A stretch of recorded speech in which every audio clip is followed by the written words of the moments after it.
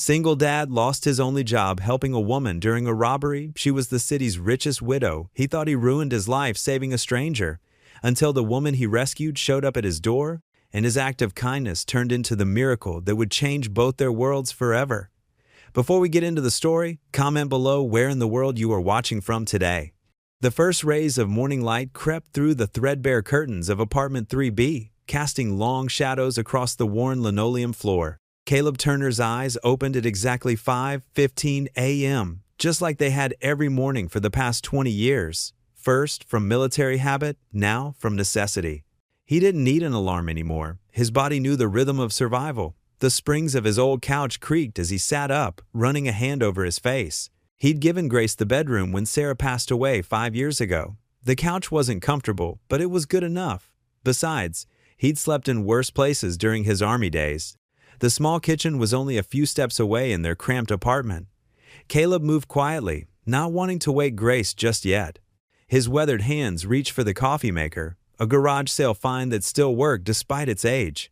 The familiar scent of brewing coffee slowly filled the space, mixing with the musty smell of old carpet and yesterday's rain that always seemed to seep through the walls. Opening the refrigerator, Caleb surveyed their modest supplies. 2 eggs left, half a gallon of milk, some bread that was still good. He could skip breakfast himself. It wouldn't be the first time. Grace needed it more than he did. As he cracked the eggs into a pan, his eyes drifted to the stack of bills on the counter. The red final notice stamp on the electric bill seemed to glow in the dim light. His jaw tightened, but he pushed the worry down. Grace didn't need to know about that. "Dad?" Grace's voice came from the hallway, still thick with sleep. "You're making eggs?" Caleb turned, and his face softened at the sight of his daughter. Even with her hair mussed from sleep and wearing her mother's old Christmas sweater as pajamas, she looked so much like Sarah, it made his heart ache. "Morning, sunshine," he said, managing a warm smile. "Thought you might like something hot for breakfast. It's getting chilly out there." Grace shuffled to the kitchen table, rubbing her eyes. "You should have woken me earlier. I could have helped. You needed your sleep. Big test in history today, remember?" She nodded, then frowned slightly. "Did you eat already?" "Had some toast earlier." Caleb lied smoothly, sliding the eggs onto a plate. He added 2 pieces of toast and set it in front of her. "Eat up while it's hot." Grace looked at the plate, then back at her father. She was too perceptive sometimes, just like her mother had been. "Dad, there were only 2 eggs left in the fridge yesterday. I counted." Caleb busied himself with washing the pan. "I'm not that hungry this morning anyway. Got a late dinner at work last night." Another small lie, but necessary. The truth was, he'd skip that meal too, stretching their grocery budget as far as it would go. "Promise you'll eat lunch later?" Grace asked, her voice small but insistent. Caleb dried his hands and turned to face her, seeing the concern in her eyes. It should be him worried about her, not the other way around. "I promise," he said, meaning it this time. "Now eat your breakfast before it gets cold." As Grace ate, Caleb sat across from her with his coffee. The morning light was stronger now, highlighting the worn spots in the tablecloth and the crack in the ceiling they'd been meaning to fix. But it also caught the gleam in Grace's eyes as she told him about her upcoming history test and the art project she was working on for class. "Mrs. Henderson says my sketches are getting better," Grace said between bites. "She thinks I might have a shot at that summer art program." "That's wonderful," Caleb said, genuinely proud.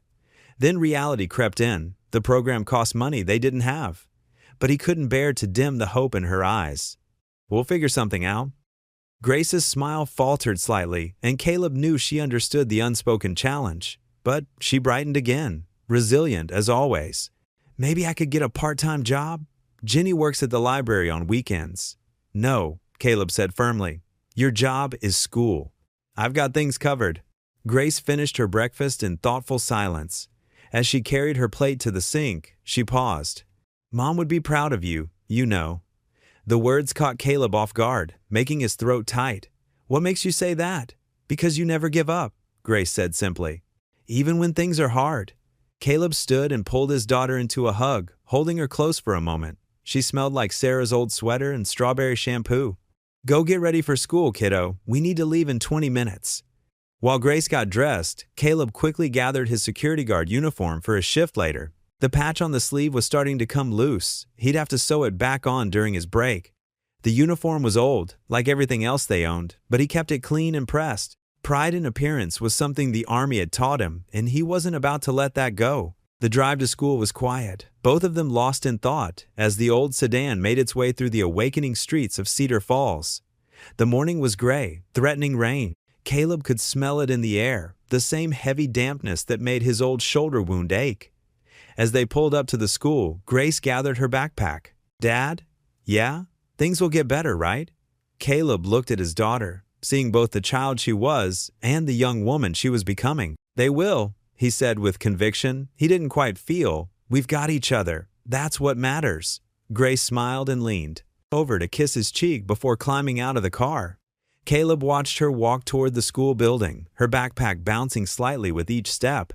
Other students streamed past in newer clothes, with newer backpacks, but Grace held her head high. The drive to Hilltop Gas and Mart was short. Caleb parked in his usual spot, noticing how the morning clouds had grown darker. The small store looked particularly shabby in the gray light, its faded signs and flickering fluorescent lights a testament to better days gone by. The air was heavy with the promise of rain, matching the weight of uncertainty in his chest. The evening shift at Hilltop Gas and Mart settled into its familiar routine as Caleb Turner adjusted his navy blue security uniform for the third time that hour. The polyester fabric had grown soft with countless washes, but he kept it pressed and clean, a habit from his Army days that he couldn't shake. The fluorescent lights hummed overhead with their constant electrical drone, casting harsh white shadows across the empty aisles lined with chips, sodas, and overpriced convenience items. At this hour, nearly 10:30 on a Tuesday night, the store was usually as quiet as a church, save for the occasional late-night customer stumbling in for coffee, cigarettes, or emergency baby formula. Mike Reynolds lounged behind the counter like a man without a care in the world, flipping through a dog-eared magazine with the kind of disinterest that suggested he'd rather be anywhere else. His security badge hung crooked on his wrinkled uniform, the fabric bearing coffee stains and the rumpled evidence of a man who viewed his job as little more than paid sitting. The difference between the two men was clear in every detail, from their posture to their approach to the work that put food on their tables. Where Caleb stood alert and observant, Mike slouched. Where Caleb's uniform looked parade-ready, Mike's looked like he'd slept in it. "Man, I don't know how you do these night shifts without falling asleep," Mike said, stifling a yawn that stretched his face comically. "Especially after working that warehouse job all day, don't you ever get tired?" Caleb checked the security cameras with practiced efficiency, his movements precise and methodical as he cycled through each view. The black and white monitors showed empty parking lots, deserted gas pumps, and the quiet street beyond. "You get used to it," he said simply. "Besides, Grace needs new school supplies this month. Art class is expensive, but she's got real talent." The pride in his voice was unmistakable when he talked about his daughter. Grace had her mother's artistic eye and her father's gentle heart, a combination that made Caleb's chest swell with love every time he thought about her. "Your kid's in high school now, right?" "Man, time flies." Mike set down his magazine and stretched his arms above his head. "My Tommy just started middle school, and already he's asking for expensive sneakers. His mom's always on my case about child support too, like I'm made of money or something." "Every penny counts when you're raising a child," Caleb replied, his voice gentle but carrying the weight of experience. There was no judgment in his tone, just the quiet wisdom of a man who understood struggle. "They depend on us to provide, to protect, to be there when they need us most." Mike snorted, a sound that held more bitterness than humor. "Yeah, well, some of us didn't get that military discipline drilled into us like you did. Must make everything easier when you've got that kind of structure, huh?" Caleb paused his security check and turned slightly toward his coworker. His weathered hands rested on the counter's edge as he considered his response. "The Army taught me structure, Mike. That's true. But being a father that taught me purpose." His eyes, tired but kind, held a depth that spoke of loss and perseverance. "It's not about discipline keeping me going. It's about love." "There you go again with the deep stuff." Mike shook his head, but there was no real malice in his voice. "Between that and your church going every Sunday, you're like some kind of saint walking around here." A gentle smile touched Caleb's lips, the kind of smile that suggested he'd heard similar comments before. "Faith gives me strength when things get tough, when the bills pile up, and Grace needs something I can't afford right away. Nothing saint-like about that. Just a man trying to do right by his family." He moved toward the large windows that faced the street, something outside catching his trained attention.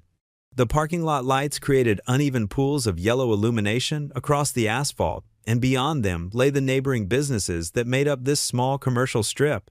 "Speaking of things being tough," Caleb said, his voice taking on a more serious tone, "notice anything unusual about Evergreen tonight?" The grocery store next door, a family-owned market that had served the community for over 20 years, still had its lights blazing bright, well past its normal closing time of 10 p.m. The familiar closed sign hung in the front window, red letters visible even from their distance, but movement could clearly be seen through the glass. Shadows passed back and forth in a way that seemed hurried, almost frantic. "Probably just Mrs. Chen doing inventory or something," Mike shrugged, already returning his attention to the magazine. The pages crackled as he turned them. "You know how she is about keeping that place spotless, always cleaning, always organizing." But Caleb's instincts, those survival skills honed by years of military service in hostile territories, were beginning to spark to life. His eyes fixed on a black SUV sitting idle in the shadows between the two stores. Its engine running, but headlights dark. The vehicle seemed deliberately positioned to avoid the direct glare of the parking lot lights. Its windows were heavily tinted, making it impossible to see inside, and something about its placement felt intentional, calculated. "That SUV's been sitting there for 20 minutes now," Caleb noted, his voice dropping to the low, controlled tone he'd used when briefing soldiers. "No one's gotten in or out. Engines running, but no movement." "Come on, Turner. Not everything's a tactical situation." Mike barely glanced up from an article about fishing lures. "This isn't Afghanistan. It's just suburban Ohio. People wait in cars all the time." "You're right. It's probably nothing."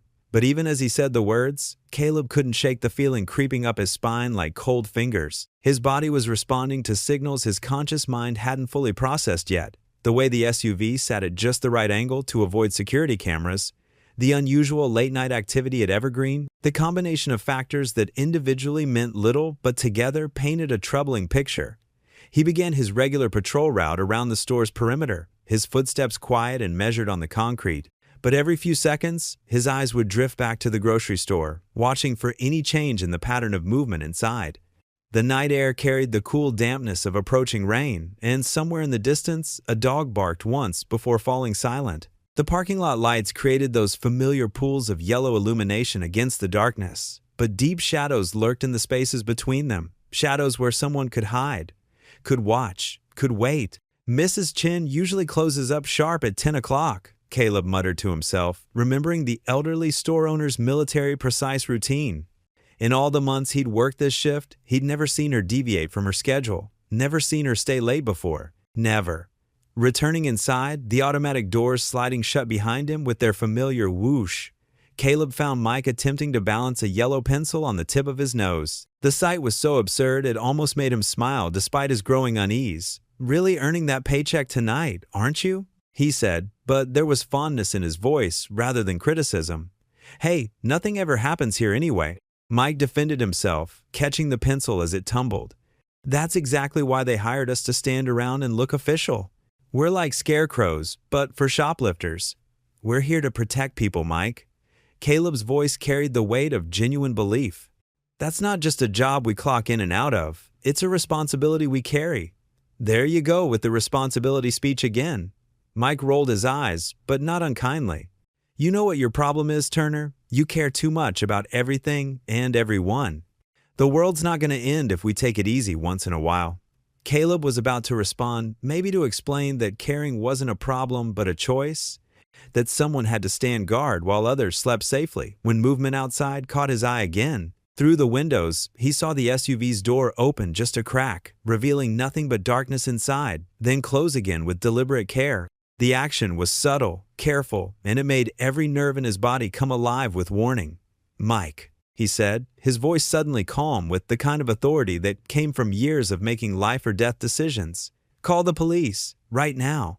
"What? Why?" Mike straightened up in his chair, the magazine sliding off the counter. Something in Caleb's tone had cut through his casual indifference like a blade. "Just a precaution. Trust me on this." Caleb moved closer to the window, his body automatically shifting into a defensive posture. His muscles tensed beneath his uniform as training kicked in. "Something's not right over there. Come on, man. If I call the cops over nothing again, they'll stop taking us seriously. Remember what happened last month with that false alarm? The sound that cut through the night stopped all conversation cold, a woman's scream, sharp and desperate, filled with genuine terror. It came from the direction of Evergreen Groceries, piercing the quiet like a knife through silk. The scream held the unmistakable note of someone in mortal danger. Without conscious thought, without hesitation, without considering the consequences, Caleb was moving.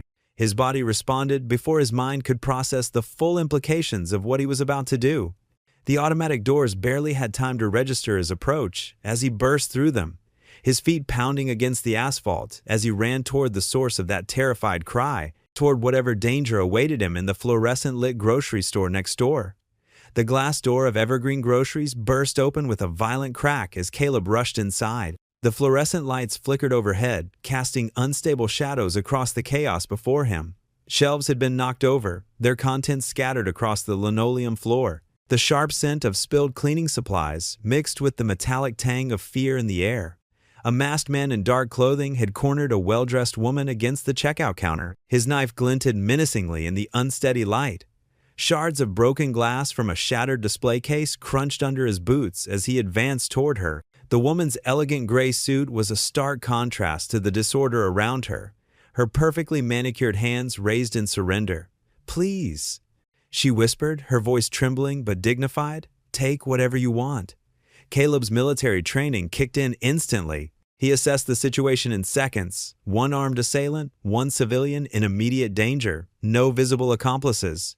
The robber hadn't noticed him yet, too focused on his target. Moving with the quiet efficiency that had kept him alive in combat, Caleb approached from behind. The woman's eyes flickered to him for just a moment, but she quickly looked away to avoid giving him away. Smart, Caleb thought. "Empty your jewelry too," the masked man demanded, gesturing with the knife. "Everything valuable, now!" Caleb seized his moment. In one fluid motion, he wrapped his arm around the robber's throat, simultaneously grabbing the wrist of his knife hand. The assailant thrashed, but Caleb's grip was ironclad. Years of training and muscle memory took over as they struggled. The knife slashed wildly, catching Caleb's forearm. He felt the sting, but maintained his hold. The woman scrambled away from the counter, knocking over her purse in her haste. Its contents spilled across the floor. Credit cards, makeup, and an ID card that skittered across the tiles. Caleb and the robber crashed into a display of canned goods, sending them rolling in all directions. The masked man was strong and desperate, but Caleb had faced worse odds. He twisted the assailant's arm behind his back, forcing him to drop the knife. It clattered to the ground as Caleb pinned him face down on the floor. "Stay down," Caleb commanded, his voice steady despite the burning in his arm. "The police are coming." The woman had backed against the far wall, her chest heaving with panicked breaths. Her perfectly styled silver hair was now disheveled, but her eyes were sharp and alert as she watched the scene unfold. "Are you all right, ma'am?" Caleb asked, maintaining pressure on the subdued robber. She nodded, trying to compose herself. "Yes, thanks to you. I can't believe you." Her voice trailed off as she noticed the blood seeping through his sleeve. "You're hurt." "It's just a scratch," Caleb assured her, though the cut stung fiercely. In the distance, police sirens grew louder. The woman moved to gather her scattered belongings, her hands still shaking. As she reached for her ID, Caleb caught a glimpse of the name, Margaret Holloway, the wealthy widow who owned half the city's real estate. He'd seen her photo in the newspaper, but those images hadn't captured the quiet strength in her, bearing, even in crisis. Blue and red lights flooded the store as police cars pulled up outside. 2 officers burst through the door, weapons drawn. "Police! Everyone freeze!" "He's secure," Caleb called out calmly. "The knife is by the counter, and the lady is unharmed." The officers quickly took control of the situation, handcuffing the robber while Caleb stepped back. His arm throbbed, blood staining his uniform sleeve. Margaret Holloway stood nearby, clutching her recovered purse like a lifeline as she gave her statement to a detective. "Sir, we need your statement as well." An officer approached Caleb. "And you should have that arm looked at." Caleb nodded, recounting the events with military precision while a paramedic cleaned and bandaged his wound. Through it all, he could feel Margaret Holloway's gaze on him, filled with a mixture of gratitude and something else, perhaps curiosity or concern. As the police finished processing the scene, Margaret approached him. "I don't know how to thank you," she said softly. What you did was incredibly brave. Anyone would have done the same, ma'am, Caleb replied, wincing slightly as he tested his bandaged arm. No, she shook her head.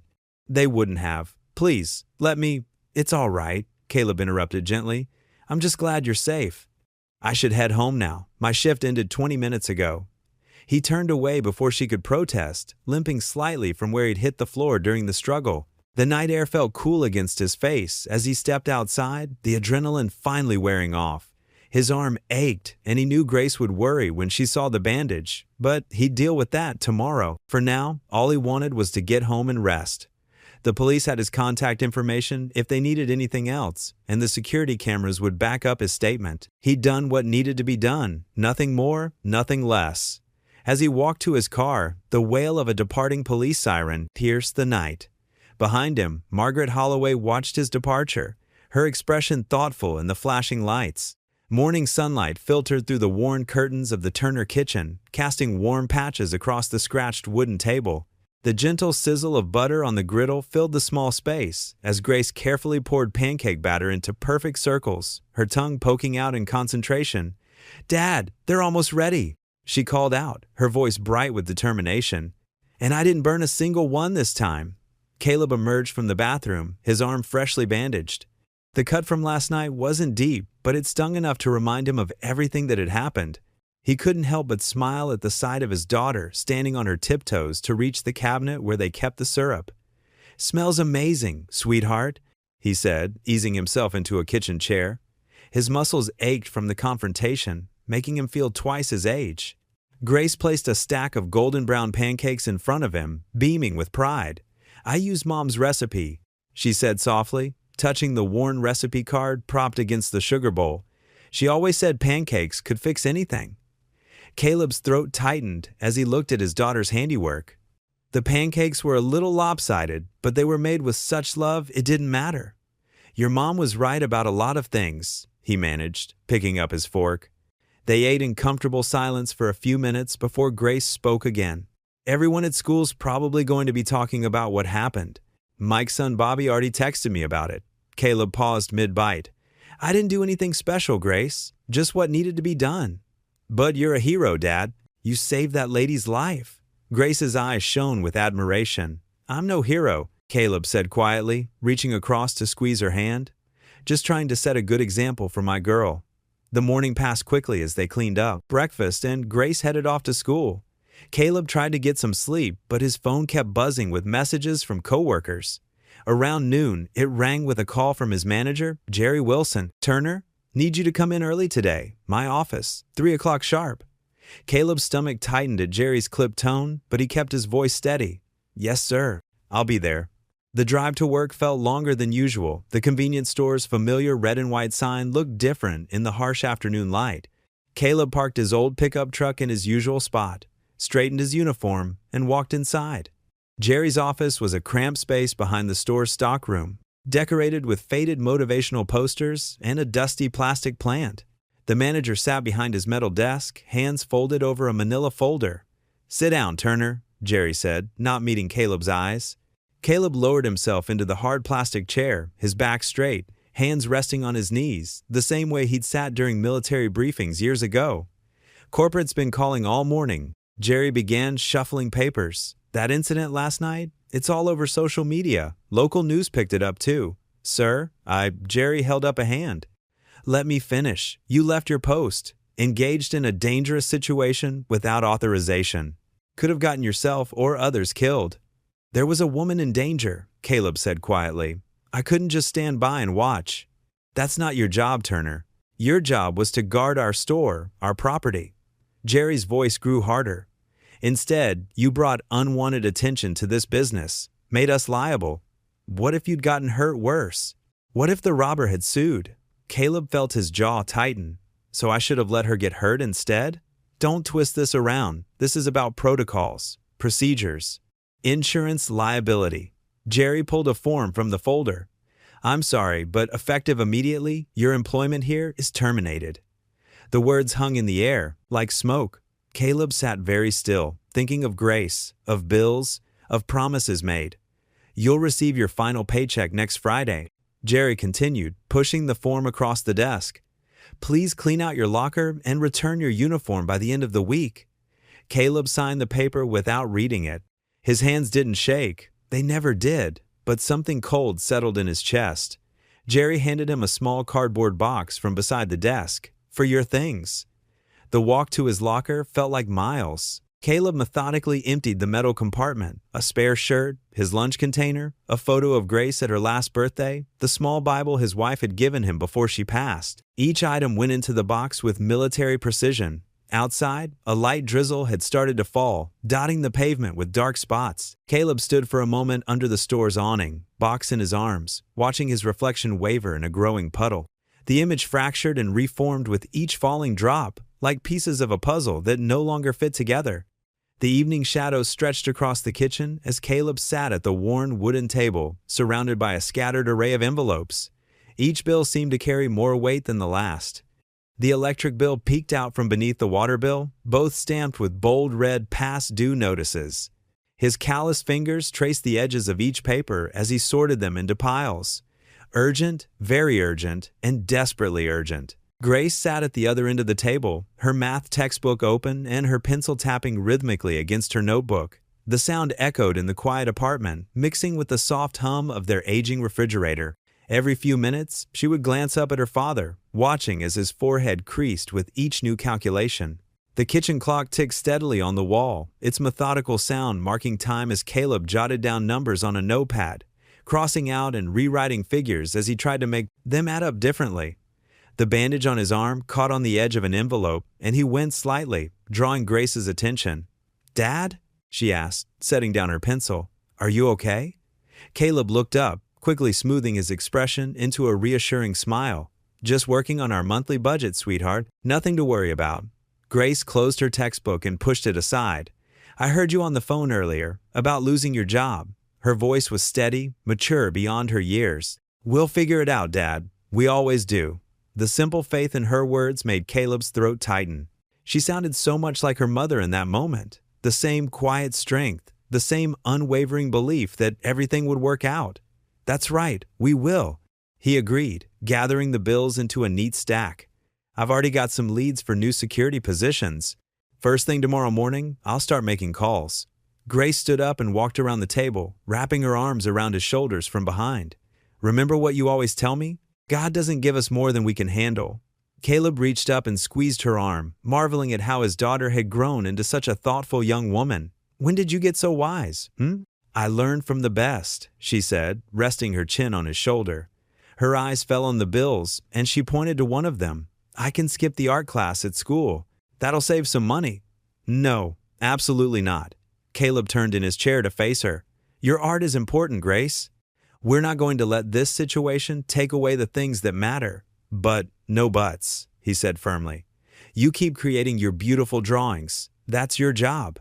My job is to handle the grown-up stuff." Grace studied his face for a moment, then nodded slowly. "Okay, but promise you'll tell me if things get really bad?" "I promise," he said, knowing he'd do everything in his power to make sure that day never came. "Now, how about that math homework? Need any help?" She returned to her seat, pulling her textbook back. "I'm almost done. Just 2 more problems about triangles that don't want to cooperate." They worked in companionable silence for the next hour, Grace with her geometry and Caleb with his calculations. The streetlights flickered on outside their window, casting long shadows across the kitchen floor. A car horn honked in the distance, and somewhere down the street, a dog barked at the moon. When the clock struck 9, Grace gathered her books. "I think I'm going to head to bed, Dad. Early day tomorrow." "Good idea. Don't forget to brush your teeth." She rolled her eyes good-naturedly. "I'm 14, Dad." "I know the drill." After giving him a quick hug, Grace disappeared down the short hallway to her room. Caleb listened to the familiar sounds of her nighttime routine. Water running in the bathroom, the creak of her bedroom door, the soft padding of her feet on the carpet. Once he heard her door click shut, Caleb moved to the living room. The old couch creaked as he knelt beside it, his hands clasped together. The moonlight streaming through the window cast a soft glow around him as he bowed his head. "Lord," he whispered, his voice barely audible, "I need your guidance. Show me the path forward. Not for my sake, but for Grace's." She deserves so much more than I can give her right now." His words caught in his throat as he continued. "Help me be the father she needs. The father Sarah would want me to be." He remained there, on his knees, letting the quiet of the night envelope him as he prayed for direction, for wisdom, for the strength to face whatever challenges lay ahead. Morning sunlight filtered through the threadbare curtains of Caleb's small apartment, casting warm patches on the worn linoleum floor. He sat at the kitchen counter, his hands wrapped around a chipped coffee mug, the bitter aroma helping to chase away his fatigue. The local morning news droned quietly from the old TV in the corner background noise until a familiar scene caught his attention. In local news, an attempted robbery at Evergreen Groceries was thwarted by an off-duty security guard, the reporter announced. Caleb leaned forward, turning up the volume. Grainy security footage showed the black SUV he'd noticed that night, followed by scenes of police cars with flashing lights. The intended victim was Margaret Holloway, widow of industrial magnate Richard Holloway and one of Cedar Falls' most prominent philanthropists. The screen switched to an archive photo of an elegant woman in her early 60s, silver hair swept into a sophisticated updo, accepting an award at some charity gala. Caleb's coffee mug froze halfway to his lips. The woman from the store, the one he'd protected, was Margaret Holloway? He'd heard of her, of course. Everyone in Cedar Falls knew the Holloway name. The family's company employed half the town, and their charitable foundation had built the local children's hospital. Mrs. Holloway was unharmed in the incident, the reporter continued. Police have apprehended one suspect and are searching for a second who fled the scene.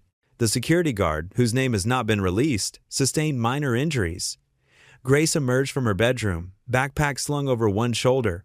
"Dad, are you okay? You look like you've seen a ghost." "I'm fine, sweetheart," he managed, still staring at the TV. "Just surprised." "That woman I helped at the store? Turns out she's Margaret Holloway." Grace's eyes widened. "The Margaret Holloway? The one who donated the new computer lab to my school?" "The very same." Caleb shook his head, still processing the revelation. He'd risked his life to save one of the wealthiest people in the state, and he hadn't even known it. Not that it would have made any difference. He'd have done the same for anyone in danger. "That's amazing," Grace exclaimed, grabbing an apple from the fruit bowl. "Maybe she'll—" A sharp knock at the door interrupted her. Caleb exchanged glances with Grace before crossing to answer it. Through the peephole, he saw a man in a crisp black uniform standing in the hallway. When he opened the door, the man offered a polite bow. "Mr. Turner? I'm James, Mrs. Holloway's chauffeur. She asked me to deliver this to you personally." He extended a cream-colored envelope, heavy paper embossed with a subtle H monogram. Caleb accepted it with uncertainty. "Thank you." "The car will wait, sir, should you wish to respond," James added, gesturing to a sleek black town car parked outside their building, easily the most expensive vehicle that had ever graced their modest apartment complex. Back inside, Grace bounced on her toes. "Open it, Dad!"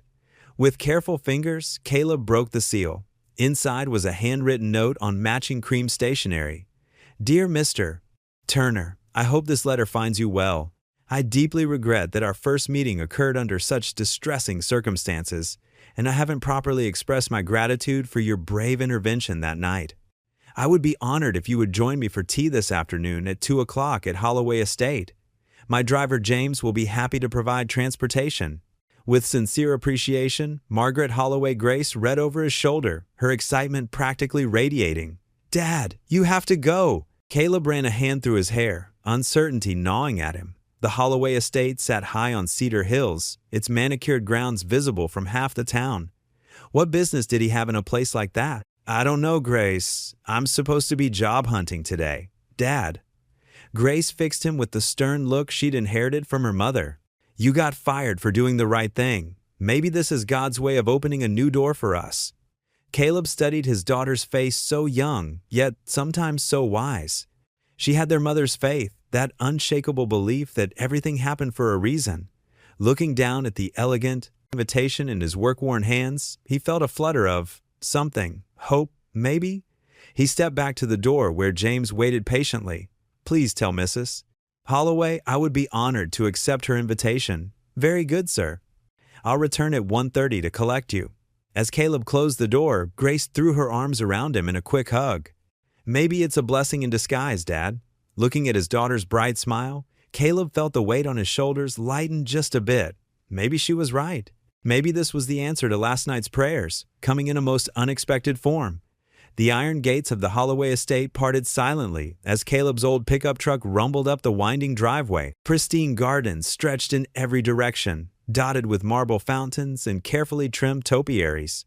The afternoon sun caught the spray of water, creating tiny rainbows that danced in the air. Caleb parked beside a row of luxury cars that made his truck look even more out of place. He smoothed down his best button-down shirt, the one Grace had ironed that morning, and checked his reflection in the side mirror. A small cut above his eyebrow from the robbery reminded him why he was here. The mansion loomed before him, its limestone facade gleaming. Caleb climbed the wide steps, each footfall echoing against the marble. Before he could reach for the brass knocker, the heavy door swung open. A butler in an impeccable suit greeted him with a slight bow. "Mr. Turner, welcome. Mrs. Holloway is expecting you in the conservatory. Please, follow me." They walked through high-ceiling corridors lined with oil paintings and antiques that probably cost more than his yearly salary. Caleb's work boots felt heavy on the plush carpets. The butler led him to a sun-filled room where glass walls showcased the gardens. Tropical plants created a peaceful sanctuary, and comfortable wicker furniture invited relaxation. Margaret Holloway stood as he entered. She was tall and graceful, dressed simply but elegantly in a pale blue dress. Her silver hair was swept back in a neat chignon, and her eyes, kind but carrying a hint of sadness, studied him carefully. "Mr. Turner," she said warmly, extending her hand. "Please, join me for tea." "Mrs. Holloway," Caleb replied, shaking her hand gently. "Thank you for having me. James, the tea service, please," Margaret instructed the butler, who nodded and disappeared silently. They sat across from each other, sunlight streaming through the glass ceiling. Margaret's posture was perfect, but there was something approachable about her presence that put Caleb slightly more at ease. "First," she began, "I want to thank you properly for what you did at the store. You saved my life, Mr. Turner." Caleb shifted in his seat. "Anyone would have done the same, ma'am." "No," she said firmly. "They wouldn't have. I saw several people run away that night, but you ran toward danger to help a stranger." James returned with a silver tea service, setting it on the table between them. The familiar ritual of pouring tea filled the momentary silence. "I understand you lost your job because of what happened," Margaret continued, adding a sugar cube to her cup. "Yes, ma'am, but I don't regret what I did." Margaret's eyes softened. "Of course you don't. That's precisely why I asked you here today." She reached for her handbag and withdrew an envelope. "I'd like to offer you a reward for your bravery." Caleb raised his hand before she could extend the envelope. "I appreciate the gesture, Mrs. Holloway, but I can't accept that." "May I ask, why not?" "Because helping others isn't something that needs a reward. My wife," he paused, swallowing hard. "My late wife always said that doing the right thing is its own reward." Margaret set the envelope down, her expression changing. "You lost your wife?" "5 years ago, cancer." Caleb's voice was quiet but steady. "Left me and my daughter Grace to figure things out on our own." Margaret nodded slowly, understanding in her eyes. "Richard, my husband passed away 10 years ago. Heart attack, no warning." She traced the rim of her teacup with one finger. "Some days it feels like yesterday." "The hard days never really go away, do they?" "No," Margaret agreed softly. "They just become different." They sat in comfortable silence for a moment, two people who understood the weight of absence. Outside, birds sang in the garden, and a gentle breeze rustled through the conservatory plants. "Tell me about your daughter," Margaret said at last. Caleb's face brightened. "Grace is 14, smart as a whip, just like her mother. Works hard at school, never complains about our situation. Sometimes I think she's the one taking care of me." "Children have a way of giving us strength we didn't know we had," Margaret observed. "That they do." They talked a while longer, the conversation flowing naturally.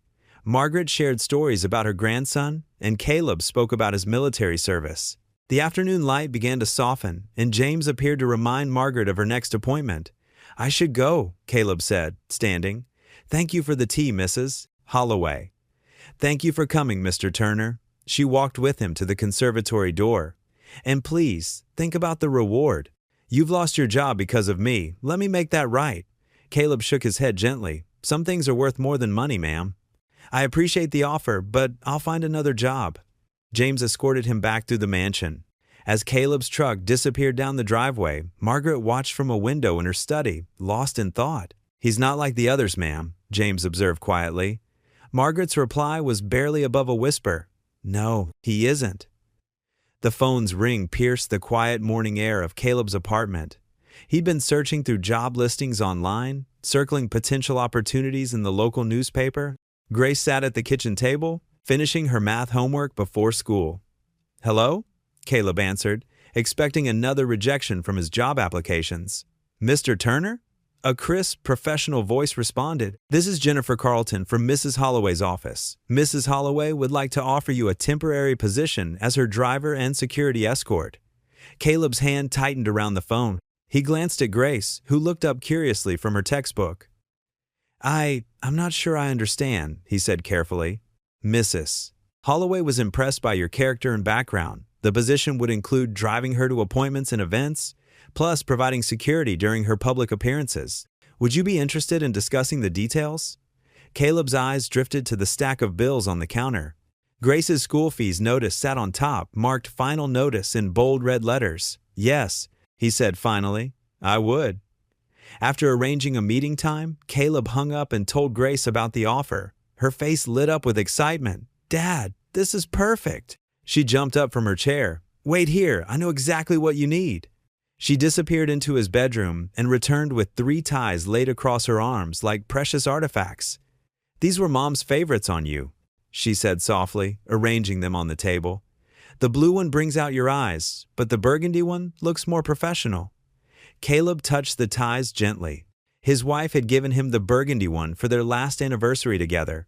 "The burgundy one it is," he said, managing a smile. The next morning, Caleb reported to the Holloway estate, dressed in his best suit. The burgundy tie knotted perfectly thanks to Grace's careful adjustments. Mrs. Holloway's assistant, Jennifer, gave him a tour of the grounds and reviewed his duties. "Mrs. Holloway prefers punctuality above all else," Jennifer explained, handing him a schedule. "She has specific routes she likes taken to avoid traffic. The car must be cleaned daily, and the temperature should always be set to 72 degrees. Caleb nodded, mentally noting each detail. His military training had taught him the importance of precision and protocol. The first few days passed smoothly. Caleb learned Margaret's preferences quickly, how she liked classical music playing softly during morning drives, her preference for taking the scenic route past the lake on return trips, the way she appreciated quiet reflection rather than small talk. On Wednesday, Margaret asked him to run a personal errand, picking up a special order of books from her favorite bookstore. "I trust your discretion, Mr. Turner," she said, handing him a sealed envelope. "These are rather personal selections." Caleb handled the task with characteristic care, earning a genuine smile of appreciation from Margaret when he returned with the carefully wrapped package. But not everyone shared Margaret's growing trust in him. Caleb noticed the sideways glances from other staff members, the way conversations stopped when he entered a room. One morning, he overheard 2 gardeners talking near the garage. "Betty's just waiting for the right moment to ask for money," one said. "They all do eventually." "Did you see how fast he got close to her? Suspicious if you ask me," the other replied. Caleb kept his head high and focused on his work, remembering what he taught Grace about dignity in the face of judgment. By Friday afternoon, Caleb had settled into a routine. He was washing the car while waiting for Margaret's last appointment to end when Grace called, her voice shaking. "Dad, have you seen the newspaper?" Caleb's stomach tightened. "No, honey. What's wrong?" "Someone at school showed me an article. It's not good, Dad." He found a copy of the local paper in the break room. The headline made his blood run cold. "Reckless, Vigilante, or Hero? Questions arise about store incident." The article painted him as an attention-seeking troublemaker who had endangered civilians by intervening in the robbery. Sources close to the situation suggest Turner's actions may have escalated a situation that trained professionals could have handled more safely, the article read. His subsequent employment by Mrs. Holloway raises questions about possible ulterior motives. Grace's voice trembled over the phone. Some kids at school were saying mean things. "They said you only helped Mrs. Holloway to get her money." Caleb's fingers crumpled the newspaper's edges. Everything he'd taught Grace about doing the right thing, about standing tall in the face of adversity, it all felt hollow in that moment. His daughter was suffering because he'd tried to help someone in need. "I'm so sorry, sweetheart," he said, his voice rough with emotion. "We know the truth. That's what matters." "I know, Dad." Grace tried to sound brave, but he could hear the hurt in her voice. I wish they knew you like I do." After hanging up, Caleb stood in the break room, the crumpled newspaper in his hands. The words blurred before his eyes as memories of that night flooded back: the sound of breaking glass, the woman's terrified scream, his instinctive response to protect someone in danger. He hadn't thought about consequences or reputation. He'd simply done what he believed was right. Now, staring at the twisted version of events in black and white, Caleb felt the weight of public judgment pressing down on his shoulders. His decision to help Margaret that night had seemed so clear, so simple. But nothing was simple anymore. His daughter was being teased at school, his integrity was being questioned, and Margaret's reputation could be at risk simply for giving him a chance. The newspaper lay crushed in his grip as he faced the hardest question of all. Had doing the right thing been worth the cost? The morning sun cast long shadows across the manicured lawns of Holloway Estate as Caleb guided the sleek black Mercedes through the winding driveway. His hands gripped the leather steering wheel a bit tighter than usual, noticing the cluster of reporters gathered near the front gates. Their cameras hung ready, like weapons poised to strike. In the back seat, Margaret Holloway reviewed documents for the upcoming charity board meeting, her silver reading glasses perched delicately on her nose. She glanced up as the car slowed, noticing the crowd ahead. "They're persistent, aren't they?" she said softly, a hint of weariness in her voice. "Would you prefer I take the service entrance, Mrs. Holloway?" Caleb asked, already starting to turn the wheel. "No." Margaret straightened her spine, tucking the papers into her leather portfolio. "We have nothing to hide, Mr. Turner. Please proceed as normal." Camera flashes erupted as Caleb eased the car through the gates. Questions pelted the vehicle like hail. "Mrs. Holloway, why hire an untrained security guard?" "Mr. Turner, what are your real intentions with the widow? Is it true you endangered civilians during the robbery?" Caleb kept his eyes forward, face neutral, just as he'd learned in the military. Margaret sat equally composed, her elegant gray suit and pearl necklace a stark contrast to the chaos outside. At the main entrance of the Holloway Foundation building, Caleb opened Margaret's door, shielding her from the cameras with his broad shoulders. A reporter thrust a microphone toward them. "Mrs. Holloway, do you feel safe with a man who took the law into his own hands?" Margaret paused, turning to face the crowd. Her voice carried clearly across the marble steps. "I feel safer with a man of principle than with 100 men of mere procedure." Inside the building's austere lobby, Margaret's heels clicked against polished floors as Caleb followed at a respectful distance. Board members in expensive suits clustered near the elevator, their conversations dropping to whispers as Margaret approached. "Margaret, darling." A woman in her 60s air-kissed Margaret's cheeks. "We were just discussing the unusual publicity lately." Her eyes flicked dismissively toward Caleb. "Were you, Eleanor?" Margaret's smile remained pleasant. "Then you must be pleased our foundation is receiving attention for actual acts of courage rather than just our usual galas." The elevator ride to the 10th floor felt longer than usual. Caleb stood in the corner, aware of the sidelong glances and subtle shifting of bodies away from him. One board member ostentatiously checked his wallet was still in place. The boardroom stretched out in mahogany and leather, floor-to-ceiling windows offering a commanding view of the city. Caleb took his position near the door as the meeting began. He noticed Andrew Holloway, Margaret's son, enter late, his expensive suit slightly rumpled and face flushed with barely contained anger.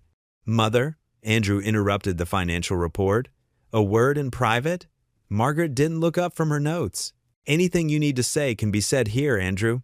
Andrew's jaw clenched. "Fine. Then let's discuss the liability issues of having an unvetted employee with access to sensitive information, not to mention the PR nightmare of associating with someone the press is calling a vigilante." The room grew still. Caleb remained at attention, his face betraying nothing despite the heat rising in his chest. "Mr. Turner," Margaret's voice cut through the tension.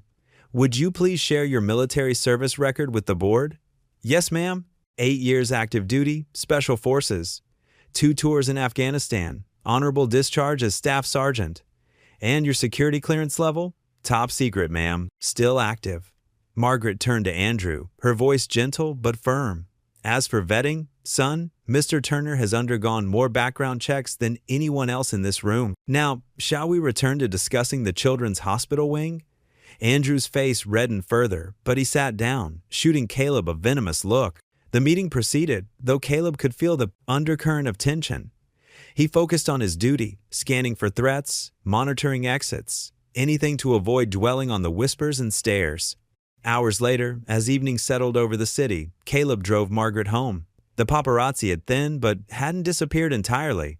Inside the estate's library, Margaret poured 2 cups of tea, something she'd begun doing despite Caleb's initial protests about maintaining professional boundaries. "You handled yourself well today?" she said, passing him a delicate china cup. "I've faced worse than boardroom politics, ma'am." Margaret smiled, settling into her favorite armchair. "Sometimes integrity needs a voice, Mr. Turner. Without someone willing to speak for it, principle becomes merely an idea rather than a living force." Caleb stared into his tea, thinking of Grace, of bills piling up, of whispers that could destroy his chances of future employment. "And sometimes," he replied quietly, "that voice costs everything." Margaret studied him thoughtfully, the lamplight catching the silver in her hair. Saturday morning sunlight filtered through the worn curtains of the Turner apartment, catching dust motes that danced in the air. Grace sat cross-legged on their faded blue couch, sketching in her notebook while soft gospel music played from a small radio in the kitchen. The apartment was modest but immaculately clean, with family photos covering one wall and a well-loved Bible on the coffee table. A gentle knock at the door made Grace look up from her drawing. She carefully set aside her sketchbook and straightened her simple cotton dress before answering. When she opened the door, her eyes widened in surprise. Margaret Holloway stood there, elegant even in casual weekend attire, a pale blue sweater and tailored pants. In her hands, she held a leather-bound book. "Hello," she said warmly. "You must be Grace. I'm Margaret Holloway." Grace's face brightened with recognition. "Oh, yes, ma'am. Dad's told me about you. Please come in." She stepped aside, gesturing with natural grace that belied her 14 years. Margaret entered, taking in the small but tidy living room. "Your father left this book in my car yesterday," she explained, holding up the volume. "I thought I'd return it personally." "Dad's at the store getting groceries," Grace said, "but he should be back soon. Would you like some tea while you wait?" "I just made a fresh pot."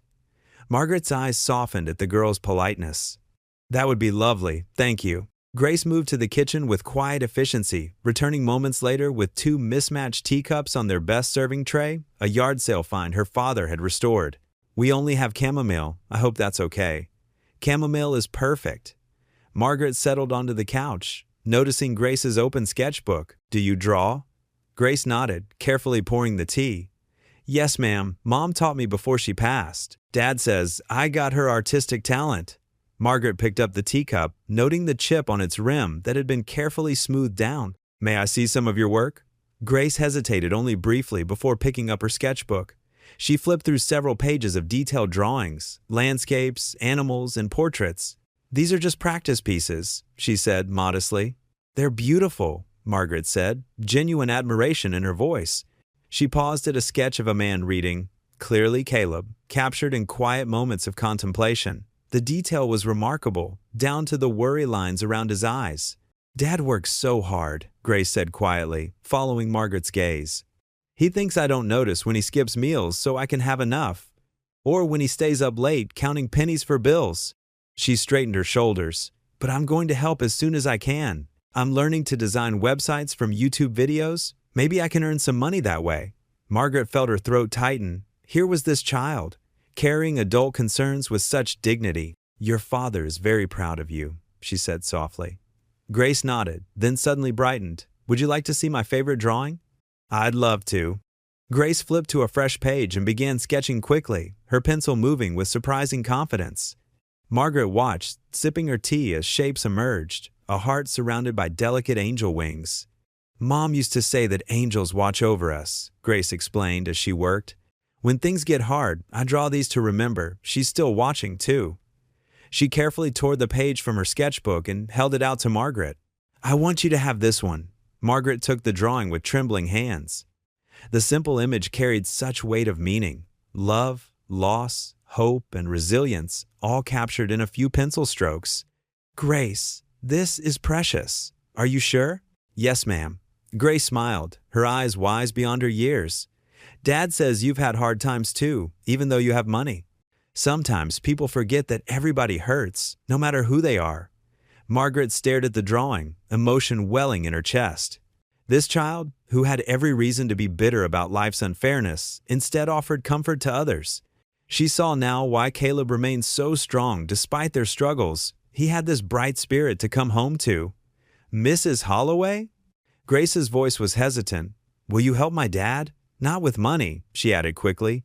He wouldn't want that, but maybe. Just let him know it's okay to accept help sometimes. He tries to carry everything alone. Margaret reached out and squeezed Grace's hand. I promise, she whispered. The sound of keys in the door made them both look up. Before Caleb could enter, Margaret stood, clutching the drawing to her chest. I should go, she said softly. Thank you for the tea, Grace. And for this. She touched the drawing gently. Tears threatened to spill as she walked to the door, passing Caleb, who stood surprised in the entrance with his grocery bags. The drawing, pressed against her heart, felt like a talisman of hope, a reminder that even in life's darkest moments, grace could be found in unexpected places.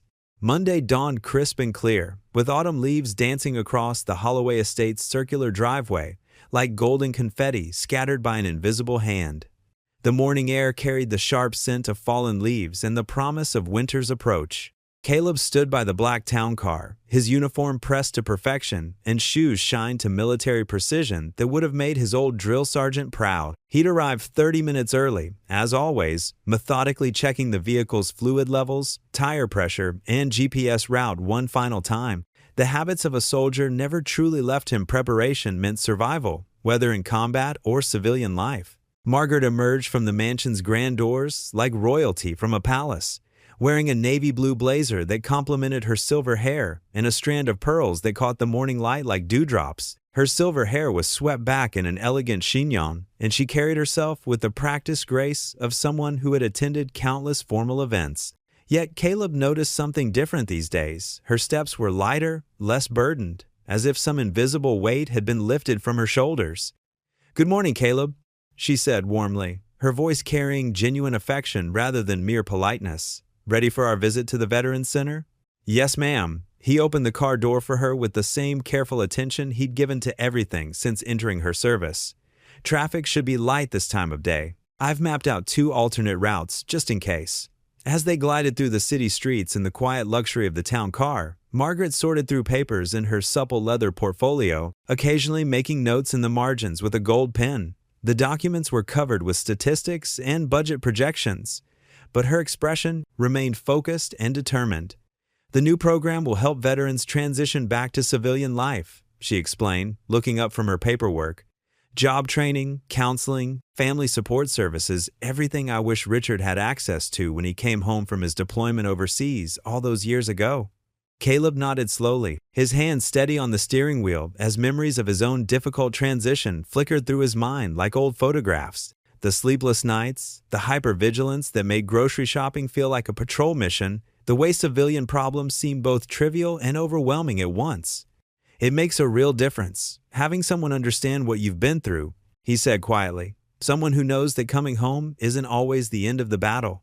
The Veterans Support Center occupied a sturdy old brick building in the heart of downtown, its weathered facade speaking of decades of faithful service to those who had served their country.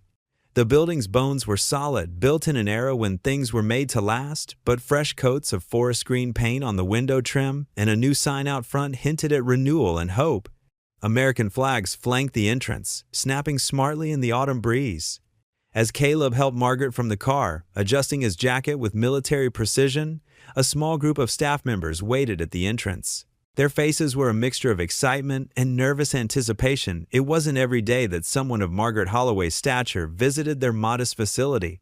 Inside, the center buzzed with quiet activity. The director, Tom Wheeler, a graying man with kind eyes and the bearing of someone who understood his mission, led them through hallways that echoed with the sounds of second chances being built.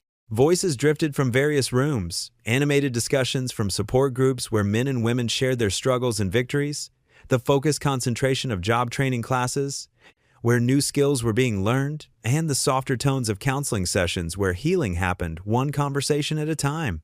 Margaret listened with the intensity of someone genuinely invested in understanding, asking thoughtful questions about funding gaps, success rates, and the specific challenges that kept her hosts awake at night. She took notes constantly, her pen moving across her leather-bound notebook as she captured not just facts and figures, but the human stories behind them. In the center's main meeting room, a space that had clearly seen better days but radiated warmth despite its worn carpeting and mismatched chairs, about 30 people had gathered. Veterans from different eras sat alongside family members whose faces showed the strain of supporting loved ones through invisible wounds. Staff members stood along the walls, their expressions hopeful. Margaret approached the small podium with the confidence of someone accustomed to addressing crowds. Yet there was something more personal in her demeanor today. Her voice was clear and steady as she announced the details of the new program and its generous funding, but she spoke as if addressing friends rather than delivering a formal presentation. "And now," she said, turning toward Caleb with a smile that held just a hint of mischief, "I'd like to invite someone special to speak. Someone who understands firsthand what many of you are experiencing." Her eyes found his across the room. "Caleb?" The surprise hit him like a physical blow. He hadn't expected this, hadn't prepared for it. For a moment, he hesitated, feeling the weight of all those expectant eyes upon him. Then his military training kicked in when called upon. "You step forward." He walked to the podium with measured steps, his bearing automatically shifting into the confident posture that had once commanded respect from younger soldiers under his charge. The room fell into the kind of respectful quiet that only veterans truly understood, not empty silence, but attentive stillness. Looking out at the faces before him, Caleb saw reflections of his own journey. Young veterans with eyes that had seen too much, too soon. Older ones with weathered expressions that spoke of battles both foreign and domestic. Spouses whose own service had been measured in sleepless nights and worried prayers. "I'm not one for speeches," he began, his voice low but carrying easily through the room with the authority of someone who had once given orders that meant life or death. "But I know what it's like to come home and feel like you're still fighting battles. Different ones. Quieter ones? Maybe, but just as real." He paused, his weathered hands gripping the podium's edges as he chose his words with the same care he'd once used to navigate minefields. "When my wife passed away from cancer 5 years ago, leaving me alone with our daughter, I thought I'd failed at the most important mission of my life, protecting my family." A few heads nodded in understanding throughout the room, creating a silent chorus of shared experience. Caleb drew strength from that recognition, from the knowledge that his words were landing on ears that truly understood. "But what the military taught me about brotherhood, about having each other's backs no matter what, that matters here too. We're still a unit, just a different kind. Civilian casualties instead of combat losses. But we still don't leave anyone behind." He gestured toward the room around them, encompassing not just the building, but everything it represented. "Programs like this, they're our supply lines, our reinforcements, our way of saying that no one has to fight alone, whether the enemy is PTSD, unemployment, or just trying to figure out how to be a father when everything you thought you knew about yourself got left on some battlefield halfway around the world." When he finished, the silence held for a long moment, not uncomfortable, but reverent. Then applause filled the room, warm and genuine, led by Margaret, whose eyes shone with pride and something deeper.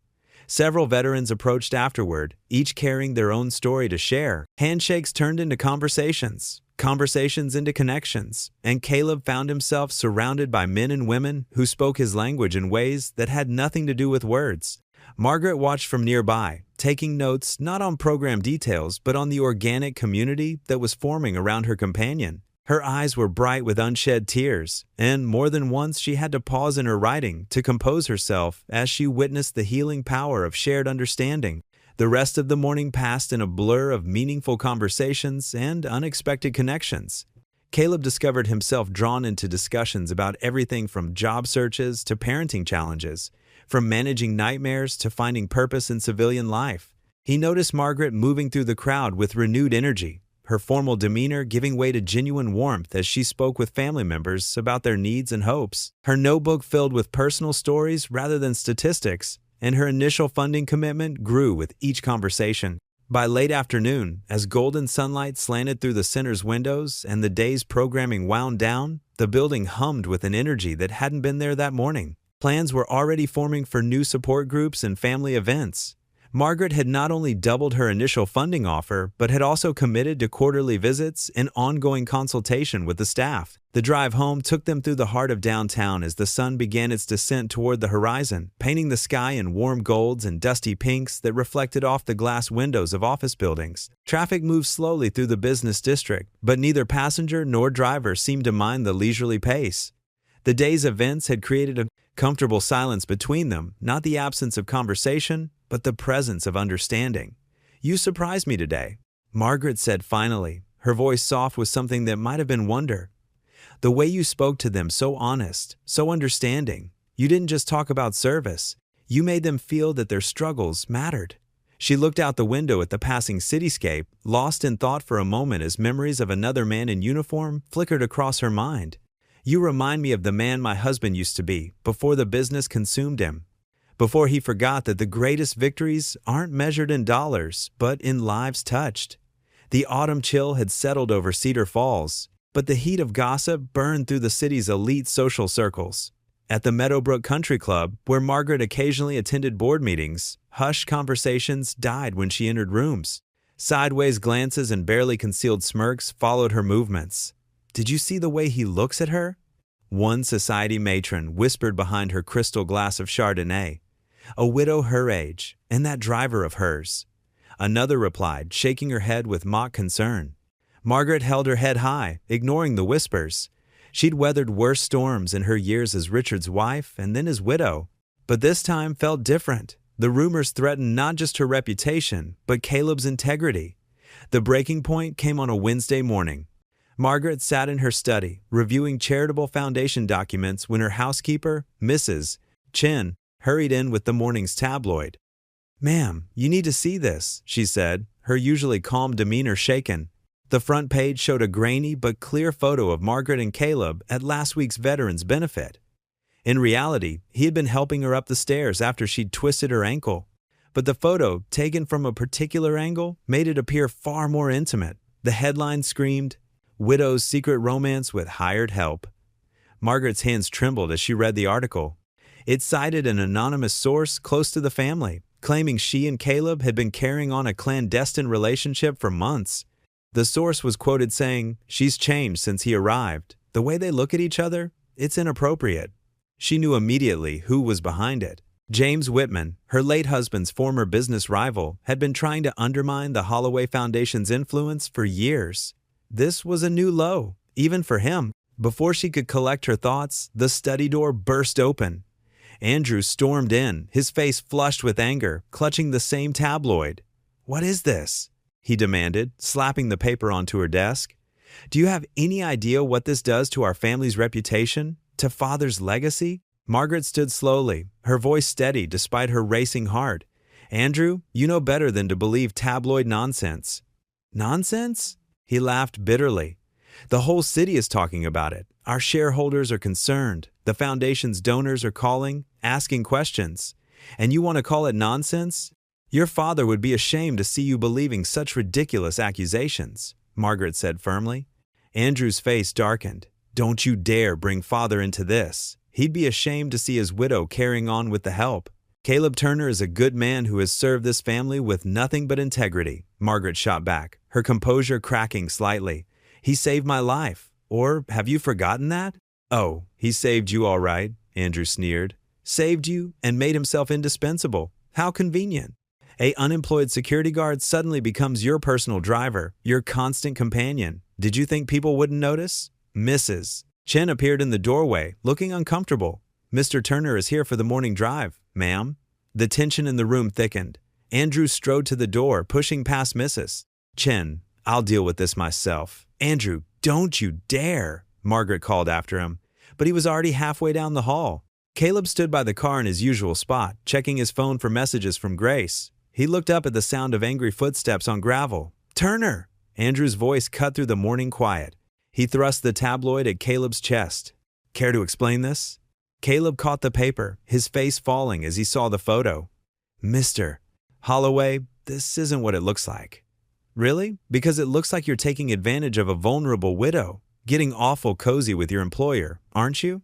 Margaret appeared on the front steps, moving as quickly as her dignity would allow. "That's enough, Andrew." But Andrew wasn't finished. "You know what I think? I think you planned this from the beginning. The convenient rescue, the humble refusal of reward money, all so you could worm your way into her trust, into her life." Caleb's jaw tightened, but his voice remained calm. "I understand you're upset, sir, but I would never disrespect your mother or your father's memory that way. Save it." Andrew spat. "I want you gone. Today. If you have any decency left, you'll resign before I have to fire you." "Andrew." Margaret's voice cracked like a whip. "You have no authority to fire anyone. This is my household." But Caleb was already reaching into his jacket pocket, pulling out an envelope. He'd written his resignation letter the night before, after first seeing the photo circulating online. He'd known it would come to this. "Mrs. Holloway," he said quietly, extending the envelope to Margaret. "I think it's best if I step down." Margaret stared at the envelope, hurt and betrayal flashing across her face. "Caleb, no, you don't have to do this." "Yes, ma'am, I do." His eyes met hers with quiet dignity. "Your reputation means everything to your foundation's work. I won't be the reason that work suffers." Andrew smirked triumphantly. But Margaret wasn't done fighting. "This is ridiculous. We can weather this storm. I won't let malicious gossip drive away a good man." Caleb shook his head gently. "Sometimes doing the right thing means walking away, ma'am. My daughter taught me that." He placed the envelope in her reluctant hands. "It's been an honor serving you, Mrs. Holloway." Before Margaret could protest further, Caleb turned and walked down the driveway. His shoulders were straight, his head high, every inch the soldier he'd once been. He didn't look back, though he could feel Margaret's eyes on him. Andrew watched him go with satisfaction. "Good riddance." Margaret clutched the resignation letter, her voice thick with emotion. "You're wrong about him, Andrew. So terribly wrong." She turned to go back inside, pausing only to add, "And you're wrong about what your father would think. He would have seen Caleb's worth, just as I do." She climbed the stairs slowly, the weight of the envelope in her hands far heavier than its few pages should have been.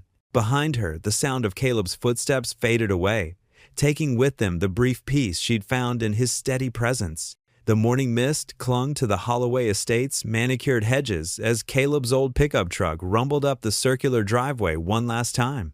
Grace sat quietly beside him, having insisted on coming along to say goodbye to Margaret. The magnificent house loomed before them, its stone facade somehow less welcoming than it had been just weeks ago. "You don't have to do this, Dad," Grace said softly, her fingers playing with the friendship bracelet Margaret had given her last week. Caleb squeezed the steering wheel, his knuckles white. "Sometimes doing the right thing hurts, sweetheart." He tried to smile, but it didn't reach his eyes. "That's what makes it right." They climbed out of the truck, and Caleb retrieved his neatly pressed uniform jacket from the back seat. He'd spent an hour ironing it last night, determined to return it in perfect condition. Grace slipped her hand into his free one as they walked to the front door. Thompson, the butler, opened it before they could ring the bell. His usual stoic expression carried a hint of sadness. "Mrs. Holloway is waiting in the library," he said, stepping aside to let them in. The house felt different today. The elegant furnishings and artwork that had once inspired awe now seemed to whisper accusations. Their footsteps echoed through the quiet halls until they reached the library door. Margaret stood by the window, her slim figure silhouetted against the morning light. She turned as they entered, and Caleb's heart clenched at the sight of her red-rimmed eyes. "You don't need to do this," she said immediately, her voice wavering slightly. "We can weather this storm together." Caleb stepped forward, carefully laying his uniform jacket across a leather armchair. "Mrs. Holloway Margaret," she corrected automatically, then pressed her lips together as if the familiar exchange pained her. "Margaret," he continued gently, "you've shown me more kindness than I deserve, but I can't let these rumors damage your reputation or your family relationships." "My reputation?" She moved closer, her usual grace tinged with desperation. "Do you think I care about what those vultures say? They've been circling me since Richard died, waiting for any excuse to tear me apart." Grace watched the exchange with wise eyes beyond her years, her presence a silent reminder of everything at stake. "Your son, Caleb, started." "Andrew is wrong about you," Margaret interrupted. "He's angry and protective, but he'll see the truth eventually." "The truth doesn't always matter in these situations," Caleb said softly. "The damage is done the moment the whispers start." He straightened his shoulders, calling on every ounce of military discipline to keep his voice steady. I need to protect my daughter, and you need to protect your family's legacy. Grace stepped forward suddenly, her voice small but determined. But Mrs. Holloway is like family now too. Margaret's composure cracked at Grace's words. She crossed the room and pulled the girl into a tight hug. Oh, sweetheart, she whispered. Caleb watched them, his throat tight. The past weeks had brought so much unexpected joy into their lives. Margaret had become more than an employer. She was a friend, a confidant, someone who understood the weight of loss and the courage it took to keep going.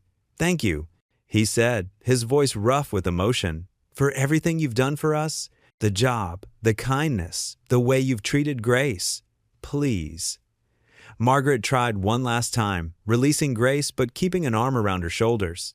We can find another way. Caleb shook his head. Sometimes the right path isn't the easy one. He managed a small smile. You taught me that, actually. That day at the Veterans Center, Margaret's shoulders slumped slightly, recognizing the quiet determination in his voice. It was the same tone he'd used when refusing her initial reward for saving her life. At least let me help you find another position, she said. Somewhere, your integrity will be valued. I'll be fine, Caleb assured her, though they all knew jobs were scarce in Cedar Falls. We've weathered tough times before. Grace hugged Margaret once more, then returned to her father's side. The goodbye hung heavy in the air, weighted with words left unsaid and possibilities left unexplored. Thompson will show you out, Margaret said finally, her composure returning like a shield. Caleb nodded, taking Grace's hand. They turned to leave, but Margaret's voice stopped them at the door. Caleb? He looked back. You're a good man. Never doubt that. The walk down the hallway felt endless. Thompson opened the front door silently, and father and daughter stepped out into the gray morning. The air felt thick with approaching rain. As they walked down the long driveway, the first drops began to fall. Caleb didn't quicken his pace or reach for an umbrella. Each step away from the house felt like another weight added to his shoulders. Up in the library, Margaret stood at the window, one trembling hand pressed against the glass as she watched them go. The rain streaked down the window, matching the tears she finally allowed to fall. 2 days dragged by like heavy weights around Caleb's shoulders. The crisp autumn morning found him driving down Cedar Falls Main Street, running errands to keep his mind off recent events. His old pickup truck rattled past familiar storefronts, the radio quietly playing gospel music that did little to lift his spirits. As he approached the iron gates of the Holloway estate, his hands tightened on the steering wheel. He'd taken this route hundreds of times as Margaret's driver, but now each landmark felt like a reminder of what he'd lost. The majestic oak trees lining the driveway swayed in the morning breeze, their leaves beginning to turn golden. A child's scream pierced the air. Caleb slammed on his brakes, tires screeching against asphalt. The sound came again, high-pitched, terrified, coming from inside the estate grounds. Without thinking, he threw his truck into park and jumped out, leaving the door wide open. The wrought iron gates were unlocked, unusual for this time of day. He sprinted through them, his military training kicking in as he followed the sounds of splashing and screaming. As he rounded the corner past the rose garden, he saw it. The ornamental pond, usually so peaceful, now churning with desperate movement. A small boy, Henry, Margaret's grandson, thrashed in the deep water, his little arms flailing wildly. "Hold on!" Caleb shouted, already running. He kicked off his shoes mid-stride, shrugging out of his jacket. The pond was at least 8 feet deep in the middle, surrounded by smooth stones that had grown slick with morning dew. He dove in without hesitation. The cold water shocked his system, but he pushed through it, powerful strokes carrying him to where Henry struggled. The boy's movements were becoming weaker, his head barely above water. Caleb reached him just as Henry started to sink. "I've got you," he said, wrapping one arm around the child's chest. Henry coughed and sputtered, clinging to Caleb's neck with desperate strength. "Grandmother!" Henry cried out between gasps. "I want my grandmother! Henry?" Margaret's voice rang out across the garden, filled with terror. She appeared at the edge of the pond, her usual composure shattered. Her face had gone pale, hands pressed against her mouth in horror. Caleb kicked strongly, keeping Henry's head well above water as he swam them both to the edge.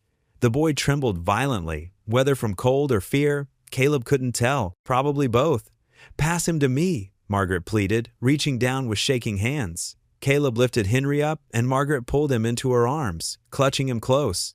The boy buried his face in her neck, sobbing. "Shh, darling, "You're safe now," Margaret whispered, rocking him gently. "You're safe." She looked at Caleb, who was pulling himself out of the pond, water streaming from his clothes. Her eyes filled with tears. "Thank God you were here. Thank God." Shouts and running footsteps announced the arrival of estate staff. Someone draped a thick blanket around Henry, while another helped Caleb to his feet. He stood there dripping, suddenly aware of camera clicks and murmured voices beyond the garden wall. A small crowd had gathered at the estate gates, including several reporters who regularly staked out the property. Their cameras flashed rapidly, capturing the scene. Caleb Turner, soaking wet but standing tall. Margaret Holloway holding her trembling grandson. The peaceful pond that had nearly claimed a young life. "Mr. Turner," one reporter called out, "did you just save Henry Holloway? Is this why Mrs. Holloway trusted you as her driver? Were the previous allegations against you false?" Margaret's security team moved to block the photographers, but the damage, or perhaps the blessing, was already done. The truth would be impossible to hide now, and maybe that was for the best. Henry lifted his head from Margaret's shoulder, looking at Caleb with wide eyes. "You saved me," he said simply, his voice small but clear. Caleb smiled gently. "Anyone would have done the same, buddy." "No," Margaret said firmly, still holding Henry close. "Not anyone. You." She reached out with one hand and gripped Caleb's arm, her fingers trembling but her grip strong. "Always you." The morning sun broke through the clouds then, casting golden light across the garden. Water dripped from Caleb's clothes, forming small pools at his feet. In the distance, sirens announced the approach of emergency services, but here in this moment, time seemed to stand still. Henry reached out one small hand toward Caleb. "Thank you," he whispered. Before Caleb could respond, the paramedics arrived, rushing forward to check on Henry. They wrapped him in fresh blankets and began their examination while Margaret hovered nearby, unwilling to let her grandson out of her sight. Reporters continued calling questions from beyond the gates, their cameras capturing every detail of the scene. Tomorrow's headlines were already writing themselves, but for once, they would tell a truth that couldn't be twisted. On this crisp autumn morning, a man who had been branded a vigilante had once again proven himself a hero. Sunlight streamed through the hospital windows, casting warm rectangles across the pediatric ward's cheerful blue walls. Caleb stood in the doorway of room 214, a small teddy bear tucked under his arm. Inside, 6-year-old Henry Holloway sat propped up against white pillows, his face lighting up at the sight of his visitor. "Mr. Caleb, you came!" Henry's voice cracked with excitement, his earlier ordeal forgotten in the joy of seeing his rescuer. Caleb's weathered face softened into a gentle smile as he entered the room. "Of course I did, buddy. How are you feeling?" "Much better." Henry bounced slightly in his bed, then pointed at the bear. "Is that for me?" "Sure is." Caleb handed over the stuffed animal, which Henry immediately hugged tight. "Grace helped me pick it out. She thought you might like a friend to keep you company." Margaret Holloway sat in a chair beside the bed, her usual elegant posture relaxed with relief. She watched the interaction with misty eyes, remembering how just yesterday this kind man had plunged into freezing water without hesitation to save her grandson. "Mr. Caleb is my hero, Grandma," Henry announced proudly, making both adults chuckle, like the ones in my books. The door opened again, and Andrew Holloway entered, his tall frame rigid with unspoken tension. He paused, seeing Caleb, then squared his shoulders and approached. "Mr. Turner," Andrew said stiffly, extending his hand. I owe you an apology. What you did yesterday, saving Henry, I can't thank you enough." Caleb shook the offered hand firmly. "No thanks needed, Mr. Holloway. I just did what anyone would do." "But that's just it," Margaret interjected softly. "Not everyone would have done what you did. Most people would have called for help and waited. You acted." A light knock interrupted them. Grace stood in the doorway, carrying a colorful gift bag. Her warm smile lit up the sterile room as she approached Henry's bed. "Hi there," she said kindly. "I'm Grace. I heard you had quite an adventure yesterday." Henry's eyes widened with interest. "Are you Mr. Caleb's daughter? He told me about you." "Do you really draw pictures?" Grace laughed, pulling out a sketchbook from her bag. "I do. Would you like to see some?" As Grace settled onto the edge of Henry's bed, sharing her artwork, the adults moved toward the window. Margaret touched Caleb's arm lightly. "I've been thinking," she said. "Would you consider coming back? Perhaps. Part-time at first. The foundation could use someone with your integrity." Andrew cleared his throat. The board would welcome it. Your actions yesterday have changed a lot of minds. Caleb glanced at Grace, who was now teaching Henry how to draw a simple cartoon dog. The sight warmed his heart. I'd be honored, ma'am, but only if we're clear about one thing. I'm here to work, nothing more. Of course, Margaret nodded, understanding his meaning. And please, after everything, call me Margaret. The afternoon passed quickly. Henry convinced Grace to draw him as a superhero, complete with a cape and mask. The laughter and chatter filled the room with a warmth that had nothing to do with the sunlight.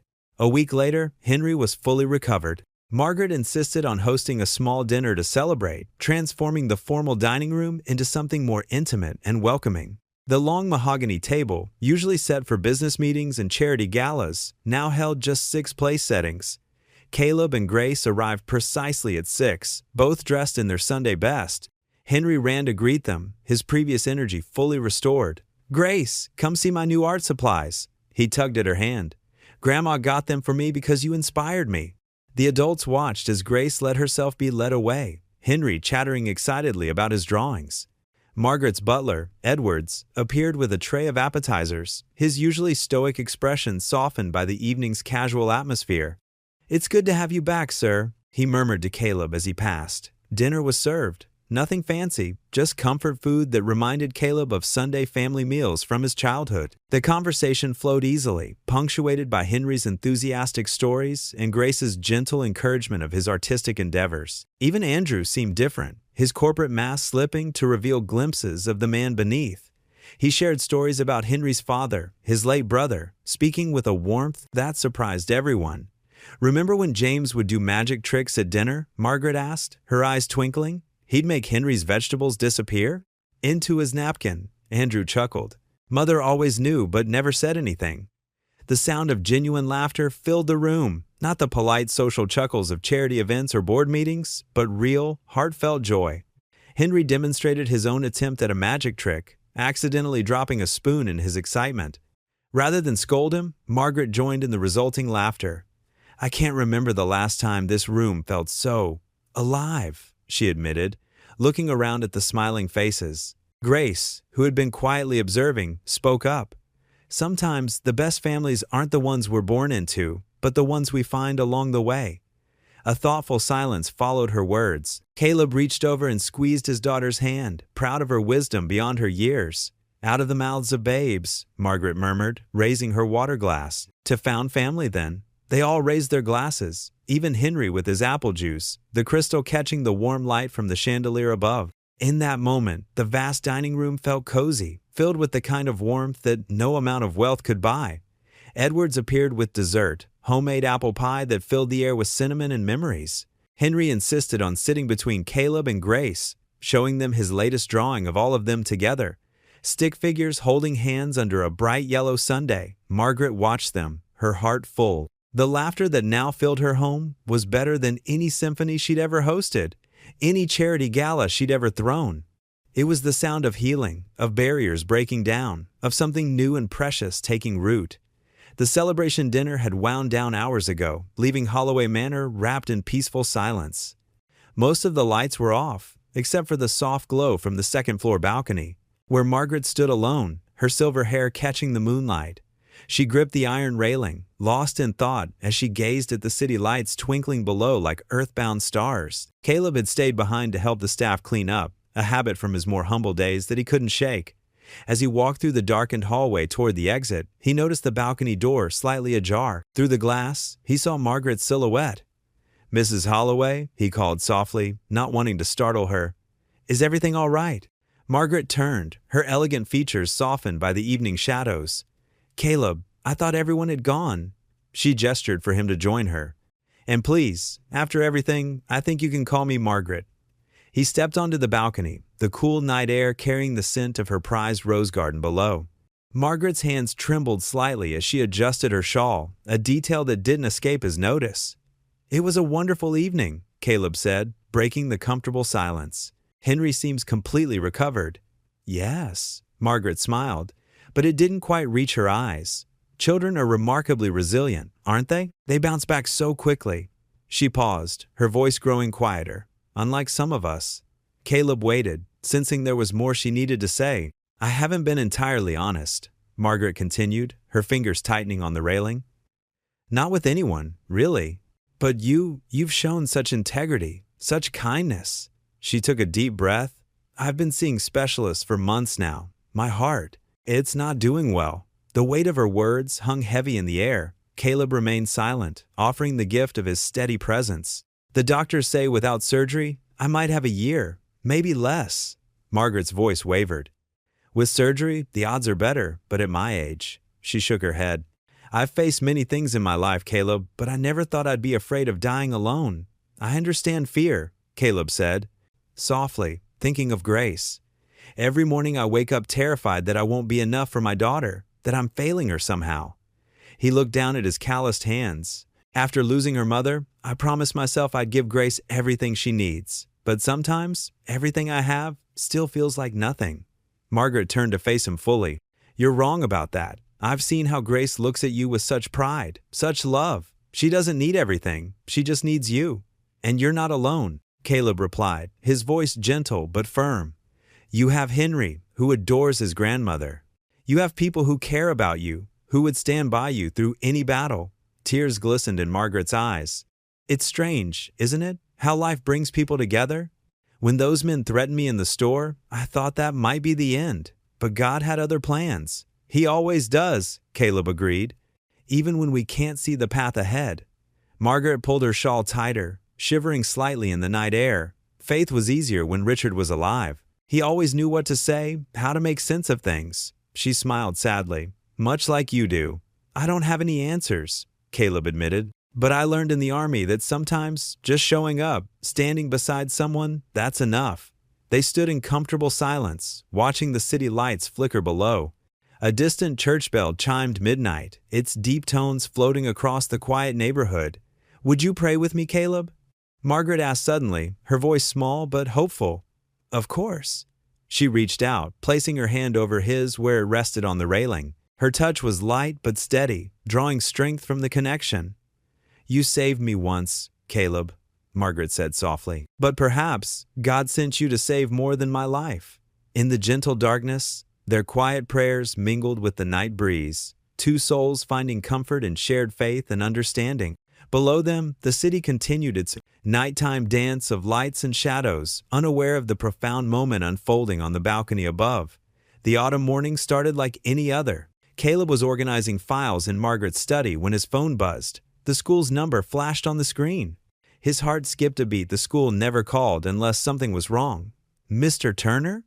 The nurse's voice was tight with concern. Grace collapsed during PE class. She's running a high fever. We've called an ambulance. The words hit him like a physical blow. He stumbled, catching himself against Margaret's mahogany desk. I'm on my way. Caleb? Margaret appeared in the doorway, her face etched with worry. What's wrong? Grace, His voice cracked. I need to go. Take my car. Margaret insisted, but Caleb was already running, his footsteps echoing through the marble halls. At the hospital, he found Grace pale and small against the stark white sheets. Doctors moved in and out, speaking in hushed tones about blood tests and inflammation markers. Hours stretched into days. Grace drifted in and out of consciousness, her usual spark dimmed by fever and fatigue. Finally, Dr. Peterson, a gray-haired woman with kind eyes, sat down with Caleb in her office. Mr. Turner, Grace has developed a severe autoimmune condition. Her immune system is attacking her own body. Caleb's military training had taught him to stay calm in crisis, but his hands trembled as he gripped the armrests. Can you treat it? Yes, but... Doctor, Peterson hesitated. The medication is expensive. Even with insurance, the out-of-pocket costs are significant. She slid a paper across her desk. Caleb's throat tightened as he read the numbers. The monthly cost was more than he made in 2 months. There are assistance programs, Doctor, Peterson began. I'll figure it out, Caleb cut in, his voice firm despite the fear churning in his stomach. That evening, he walked through their small apartment, seeing it with new eyes. The old, leather couch where they watched movies together. The dining table where Grace did her homework, his wife's antique mirror that had survived 3 moves. Everything had to go. Over the next week, Caleb sold it all. He posted ads online, held a yard sale, visited pawn shops. The car went first, he could take the bus to work. Their furniture disappeared piece by piece, replaced by cheap folding chairs and a borrowed air mattress. Even his wife's wedding ring, the last precious thing he owned, was sold to a jewelry store downtown. At work, he maintained his composure, not wanting Margaret to know. She noticed his exhaustion, but attributed it to worry over Grace's illness. When she offered help, he deflected with practiced ease. "She just needs rest," he'd say, or "the doctors are optimistic." The truth was harder. Despite selling everything they owned, it wasn't enough. The first round of treatment depleted their savings and maxed out his credit cards. Each time he visited the hospital pharmacy, the cost of Grace's medication made him dizzy. 2 weeks after Grace's collapse, Caleb sat beside her hospital bed, holding her thin hand. The room was quiet except for the steady beep of monitors and the hiss of oxygen. Grace's face was drawn, dark circles under her eyes, making her look older than her 14 years. "Dad?" she whispered, her eyes fluttering open. "I'm here, sweetheart." He squeezed her hand gently. "Are you okay? You look tired. Even sick." She worried about him. Just like her mother. "I'm fine, Grace. Just focus on getting better." She drifted back to sleep, and Caleb's careful composure cracked. Tears rolled down his cheeks as he watched his daughter's labored breathing. The weight of their situation crashed over him, the mounting bills, the dwindling resources, the desperate fear of losing her. In the dim light of the hospital room, Caleb leaned close to his sleeping daughter. His voice was barely a whisper, rough with emotion. "You're all I've got left." The words hung in the sterile air, a prayer and a confession wrapped in 4 simple words. Outside the window, the city continued its endless rhythm, unaware of the quiet struggle playing out in room 412, where a father held his daughter's hand and prayed for a miracle he couldn't afford. Margaret sat in her private study, her hand pressed against her chest as another wave of pain rolled through her. The evening sun cast long shadows across the Persian rug, and the ticking of the grandfather clock seemed to mock each precious moment slipping away. Dr. Roberts had been clear that morning. "Mrs. Holloway, your condition has deteriorated significantly. The medication isn't working as we'd hoped. Without surgery, I'm afraid." She'd stopped listening after that, her mind drifting to the letter she needed to write. To Caleb. Sweet, steadfast Caleb, who even now was probably selling everything he owned to save his daughter. Her fingers trembled as she reached for her monogram stationery. The pain struck again, sharper this time. Margaret closed her eyes, waiting for it to pass. When she opened them, her butler, Edwards, stood in the doorway. "Madam, shall I call Master Andrew?" "No," she said firmly, though her voice wavered. "Not yet. Please, bring me some tea, Edwards. And make sure I'm not disturbed." Once alone, Margaret began to write, her elegant script less steady than usual. Asterisk, "Dear Caleb, if you're reading this, I'm either in surgery or, well, let's not dwell on that. There's something you need to know. From the moment you saved me from those robbers, God has been showing me why He brought you into my life. I've watched you these past months, your quiet strength, your unwavering faith, even when the world turned against you. You've taught me more about genuine humanity than 30 years in high society ever did. I know about Grace's condition. Yes, Edwards keeps me informed, forgive an old woman's meddling. I know you're too proud to ask for help, just as I'm too stubborn to admit how scared I am right now." Asterisk A. Knock interrupted her writing. Dr. Roberts stood in the doorway, his face grave. "Mrs. Holloway, we need to schedule the surgery. Today." Margaret nodded, turning back to her letter with renewed urgency. Asterisk. "The doctors say I need immediate surgery. My heart, it seems, has finally betrayed me.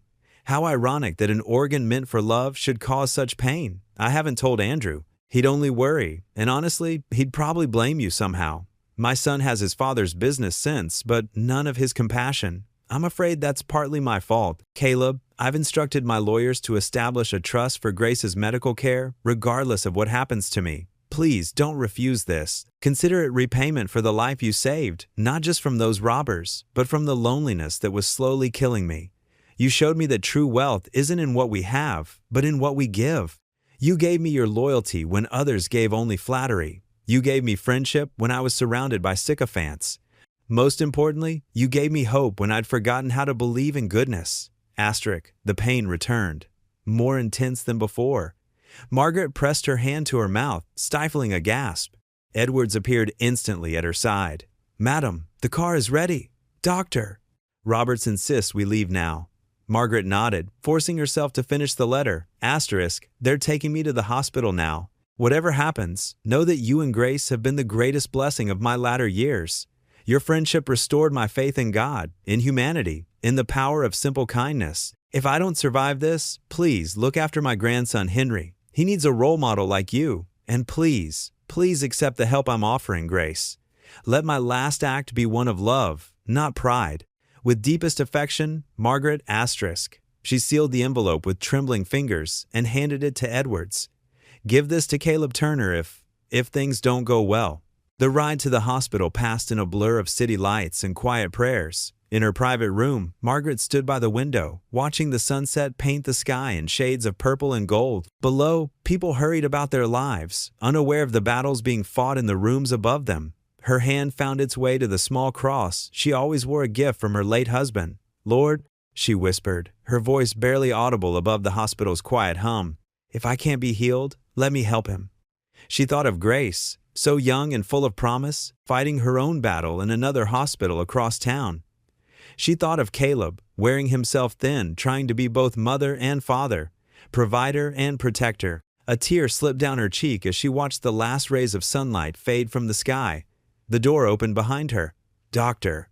Roberts entered with his surgical team. Mrs. Holloway, it's time. Margaret nodded, taking one last look at the darkening city below. In that moment, she felt a strange peace settle over her. Whatever happened next was in God's hands.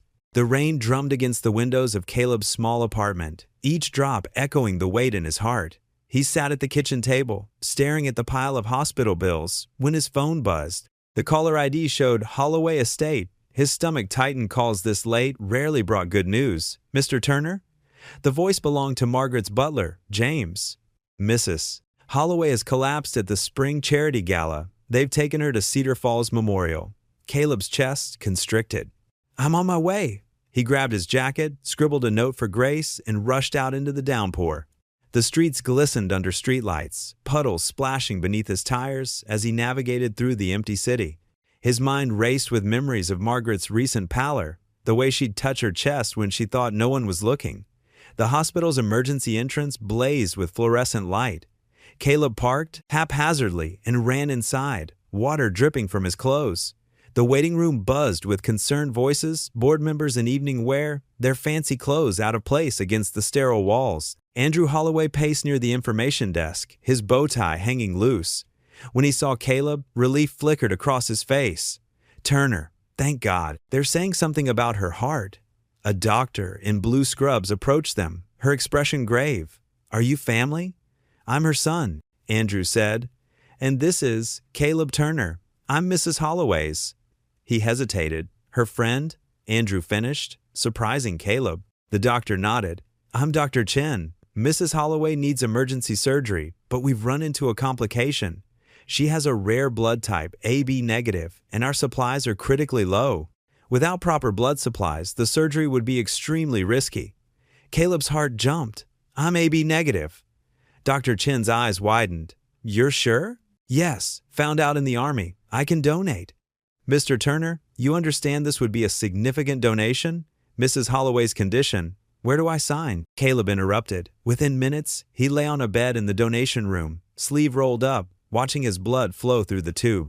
The nurse worked efficiently, explaining the process, but Caleb barely heard her. His thoughts were with Margaret, imagining her lying somewhere in this massive building, fighting for her life. Time crawled. His arm ached. The fluorescent lights hummed overhead.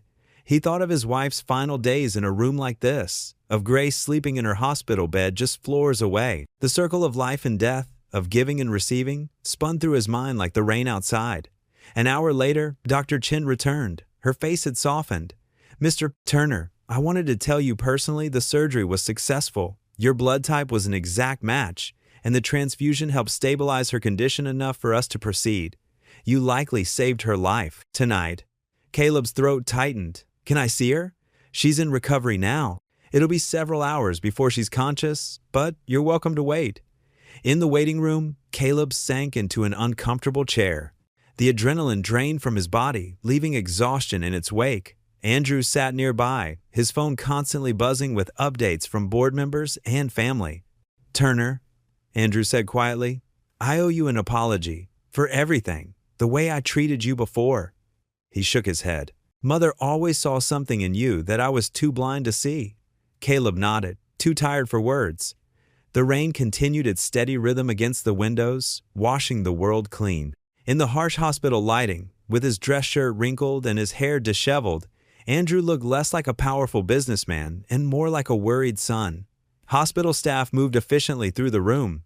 Monitors beeped in distant corridors. A janitor mopped the floors, his squeaking cart a counterpoint to the rain. Caleb's arm throbbed where they'd drawn blood, but it was a good kind of pain, the kind that meant someone else might live. He thought of Margaret's quiet strength, her gentle wisdom, the way she'd light up when talking about her charitable projects, how she'd slip extra cookies to Grace when she thought no one was watching. The world needed people like her, people who saw past surface appearances to the heart beneath. The night deepened. Most of the gala attendees had gone home, leaving behind empty coffee cups and crumpled magazines. Andrew dozed in his chair, his phone finally silent. Caleb's eyelids grew heavy, but he fought sleep. He needed to know Margaret would be okay. A nurse approached with a clipboard, checking details and vitals. The donation center asked me to remind you to take it easy for the next few days. Mr. Turner, that was a significant amount of blood you gave. Caleb barely heard her. His mind was already drifting to Grace, to tomorrow's hospital visit, to the mounting bills that threatened to drown them. But for now, in this moment, he had done what needed doing. He had helped someone who needed help. Sometimes, that was enough. The rain slowed to a gentle patter, and the first hints of dawn began to lighten the sky. Caleb sat in the hard hospital chair, unaware that while he had been giving blood, Margaret's legal team had been setting something in motion, something that would change everything. The morning sun filtered through the hospital blinds, casting thin stripes of light across the sterile linoleum floor. Caleb sat in the worn waiting room chair, his shoulders hunched with exhaustion. 2 days had passed since he donated blood for Margaret, and the weight of Grace's mounting medical bills still pressed heavily on his mind. Dr. Sarah Chen, Grace's physician, approached with a tablet in her hands and an unusually bright expression. Her sensible shoes squeaked softly against the floor as she came to stand before him. Mr. Turner? Her voice was gentle, but carried a note of something he couldn't quite place. Could you step into my office for a moment? Caleb's heart clenched. He'd been dreading another discussion about payment plans or experimental treatments they couldn't afford. Standing slowly, he followed Dr. Chen down the quiet hallway, past the nurse's station where the morning shift was just settling in. The doctor's office was small, but neat, with a few cheerful paintings of flowers brightening the walls. She gestured for him to take a seat across from her desk. I have some rather surprising news, Doctor, Chen began, adjusting her glasses. It seems all of Grace's hospital bills have been paid in full. Caleb blinked, certain he had misheard. I'm sorry, what? Everything. The treatments, medications, hospital stay, it's all been taken care of. She smiled warmly. By an anonymous donor. The room seemed to tilt slightly. Caleb gripped the arms of his chair, his throat tight. That's impossible. We're talking about hundreds of thousands of dollars. I double-checked myself. The payment has been processed and cleared. Dr. Chen's eyes crinkled kindly. Someone very generous has given your daughter a tremendous gift, Mr. Turner. Caleb sat in stunned silence, his mind immediately going to Margaret. It had to be her. But how would she manage this from her own hospital bed? And why would she do this for him? I need to see someone, he managed to say, standing on slightly shaky legs. Thank you, Doctor. Chen.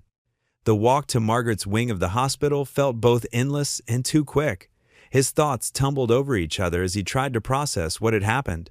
The halls were quieter here, more private, fitting for someone of Margaret's status. Outside her room, he paused to collect himself. Through the small window in the door, he could see her lying there, looking smaller and more fragile than he'd ever seen her. Medical monitors beeped steadily beside her bed, their green lines tracking her heartbeat. He knocked softly before entering. Margaret's eyes fluttered open as he approached, and a weak smile spread across her pale face. Caleb, she whispered, her voice rough but warm. I was hoping you'd come. He pulled a chair close to her bedside, noting how the morning light softened the shadows under her eyes. Margaret, did you? He couldn't quite finish the question. She reached out with one thin hand, tubes and monitors trailing from her arm, and touched his wrist. "You gave me your blood," she said simply. "Now let me give you your life back." The emotion Caleb had been holding back crashed over him like a wave. His vision blurred as tears welled up in his eyes. "Why?" he managed to ask. "After everything." "Because you never asked for anything," Margaret replied softly. "In all the time I've known you, you've only given. To Grace, to me, to everyone around you." She squeezed his wrist gently. "Let someone give to you for once, Caleb." He bowed his head, unable to speak as tears rolled down his cheeks. His shoulders shook with silent sobs, relief, gratitude, and overwhelming emotion all mixed together. Margaret's hand moved to grip his, her touch warm and reassuring despite her weakness. For several long moments, they sat in comfortable silence, broken only by the steady beeping of the monitors and the muffled sounds of the hospital beyond the door. Caleb's tears gradually slowed, but he kept hold of Margaret's hand, anchoring himself in her kindness. "Grace," he finally managed to say, his voice rough. "She'll be able to get all the treatment she needs now." Margaret's smile widened slightly. "That's all I wanted to hear." She closed her eyes briefly, clearly tired but content. "You saved my life that night at the store, Caleb. Then you saved it again with your blood." But more than that, she opened her eyes to look at him directly. "You showed me what true integrity looks like, what real faith means." Caleb gripped her hand tighter, still unable to find words adequate to express his gratitude. The morning sun continued to stream through the window, warming them both as they sat together, connected by something deeper than words could express. The late autumn breeze rustled through the maples lining the Holloway Estate's driveway, their leaves a brilliant tapestry of gold and crimson. Caleb sat on a wooden bench near the garden where he'd saved Henry months ago, watching Grace sketch the fountain in her new art pad. Her color had returned, and though still thin, she moved with renewed energy that made his heart swell. The crunch of expensive shoes on gravel made him turn. Andrew Holloway approached, his usual tailored suit replaced by casual slacks and a sweater. Something in his stance had changed. The rigid authority had softened into something more human. "Mr. Turner?" Andrew said, stopping a few feet away. "Do you mind if I join you, please?" Caleb gestured to the empty space beside him. They sat in silence for a moment, watching Grace add delicate details to her drawing. Andrew cleared his throat. "I owe you an apology, Mr. Turner. Several, actually." "Caleb," he corrected gently, "and no apologies needed. You were protecting your mother." "No," Andrew shook his head firmly. "I was protecting my pride. There's a difference." He clasped his hands together, leaning forward. "When my father died, I thought strength meant control. I became so focused on preserving his legacy that I forgot what that legacy truly was." Grace looked up and waved at them both before returning to her sketch. Andrew waved back, a small smile crossing his face. "Mother told me about your wife," he continued. "About how you've raised Grace alone, never compromising your principles, even when it cost you everything." He turned to face Caleb directly. "You gave blood for my mother without hesitation, even while your own daughter was ill. That's the kind of strength my father believed in, the kind I lost sight of." Caleb felt the familiar ache in his chest whenever someone mentioned his late wife. "Sarah taught me that true strength is serving others, even when it hurts, especially when it hurts." "Yes," Andrew nodded slowly. "That's exactly what Mother keeps saying about you." He pulled out a folder from his leather briefcase. "Which is why I'd like to propose something." He opened the folder, revealing architectural drawings and budgets. The Turner Holloway Initiative, a foundation dedicated to supporting single parents, veterans, and families in medical crisis. Mother's already approved the initial funding, but he hesitated. "We'd like you to help run it." Caleb stared at the papers, emotion tightening his throat. The proposed building would include a community center, counseling services, and emergency housing. "Your experience, your character, they're exactly what this project needs." Andrew continued, "And I'd be honored to work alongside you, to learn from your example." Grace had wandered over, her sketch pad tucked under her arm. She peeked at the drawings, her eyes widening. "Dad, look, they included an art therapy room." Andrew smiled warmly at her. "Your mother was an art teacher, wasn't she? We thought this would be a fitting tribute." Caleb touched the drawings gently, seeing Sarah's legacy and his own journey woven into every detail. "This is incredible. There's more." Andrew said, standing. "Mother wanted to tell you herself, but she's still resting. Please, follow me." He led them down a winding path through the gardens to a charming two-story cottage, its stone walls covered in ivy. A small brass key gleamed in Andrew's palm. "The caretaker's cottage," he explained. "Recently renovated. Mother would like you and Grace to consider it home, if you're willing. It would make managing the foundation easier. And," he smiled sheepishly, "Henry's been begging to have his hero closer." Grace gasped softly, touching the cottage's warm stones. "Dad, it's just like the one in Mom's favorite painting," Caleb remembered.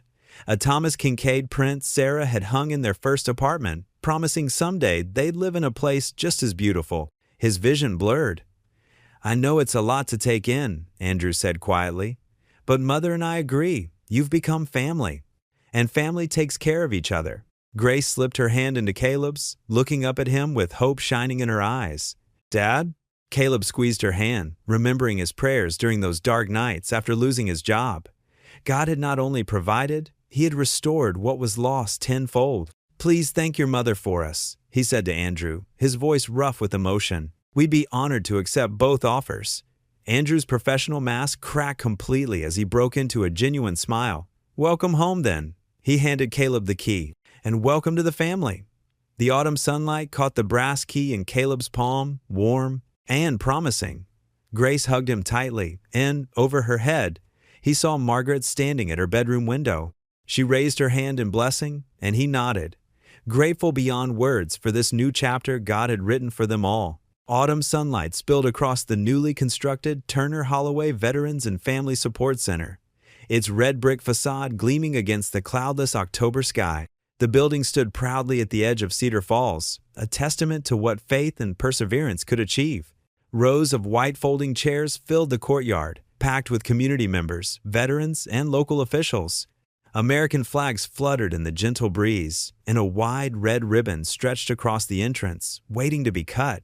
Caleb Turner adjusted his tie, the same one Grace had helped him pick for his first day as Margaret's driver. His hands trembled slightly as he looked over his note cards, though he knew the words by heart. At 46, he'd faced combat and loss, yet speaking in front of crowds still made his palms sweat.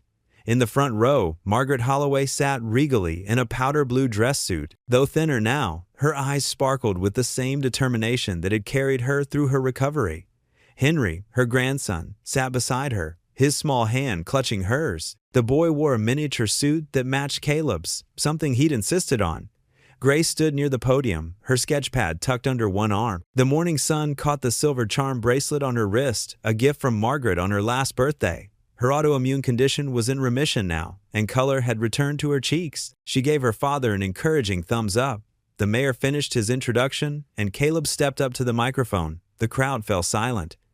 6 months ago, he began, his voice steady despite his nerves. "I stood in a convenience store, working the night shift as a security guard. I had bills piling up, a daughter to support, and not much else but faith to keep me going."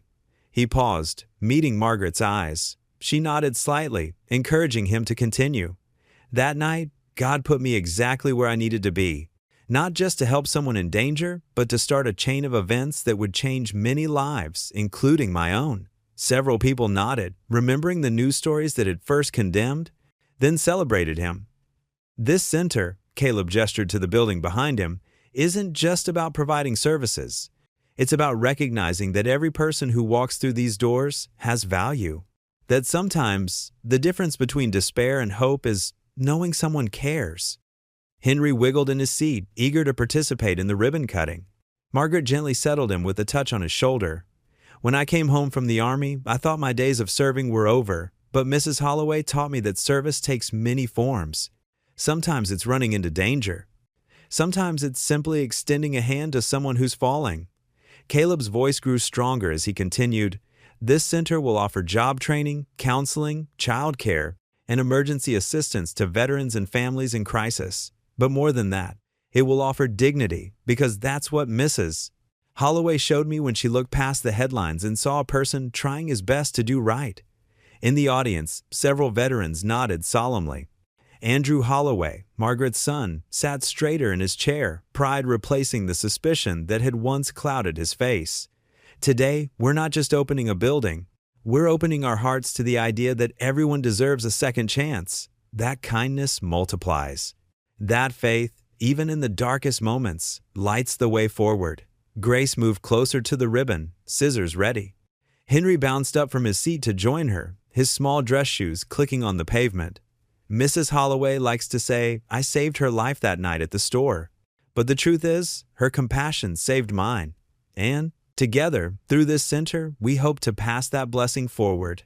Caleb stepped back from the podium as applause filled the courtyard. He walked over to where Grace and Henry waited by the ribbon. "Ready?" he asked them both. Henry beamed up at him.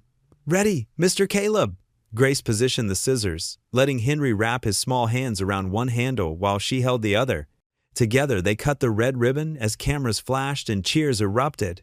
The crowd rose to their feet, applauding. Margaret dabbed at her eyes with a delicate handkerchief, her smile radiant despite her tears.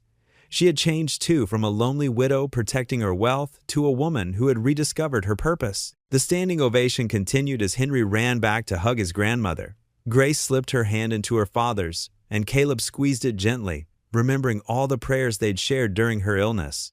Margaret's tears flowed freely now, but her smile never wavered as she looked at the family that fate or faith had brought together. The evening air carried the sweet scent of Margaret's prized roses as she and Caleb sat in her garden sanctuary. Lanterns cast a warm glow over the intimate space, their light dancing off the silver tea service between them.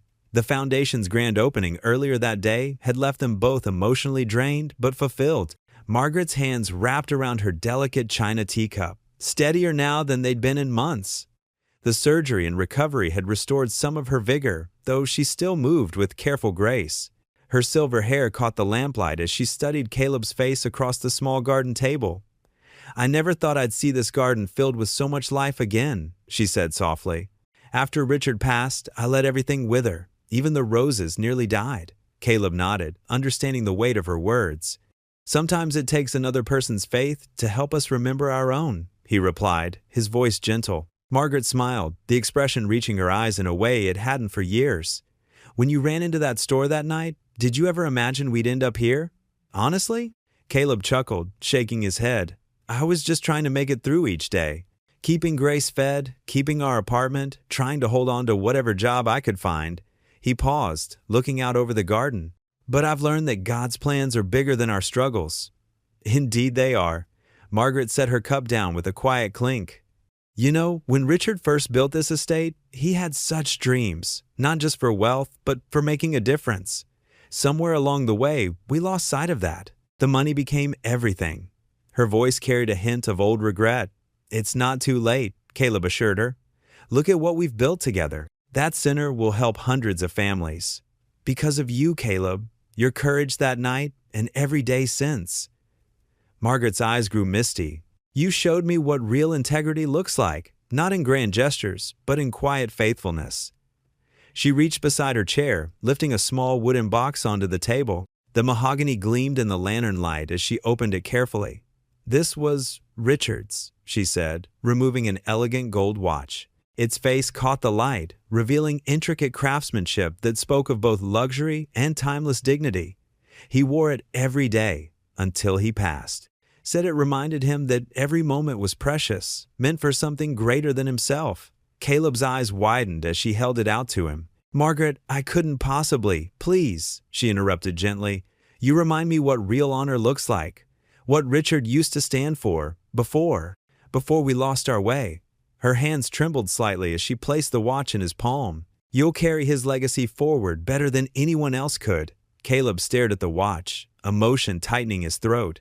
The weight of it felt both heavy and right in his hands. "I don't know what to say." "Say you'll remember that every second chance is sacred," Margaret replied. "That's what you taught me, after all." He carefully fastened the watch around his wrist, the leather band smooth against his skin. "I promise to honor what it represents," he said quietly. "Both Richard's memory and your trust." Margaret reached across the table, patting his hand. "You already have, dear friend, every day since you came into our lives." They sat in comfortable silence, sipping their tea as evening deepened around them.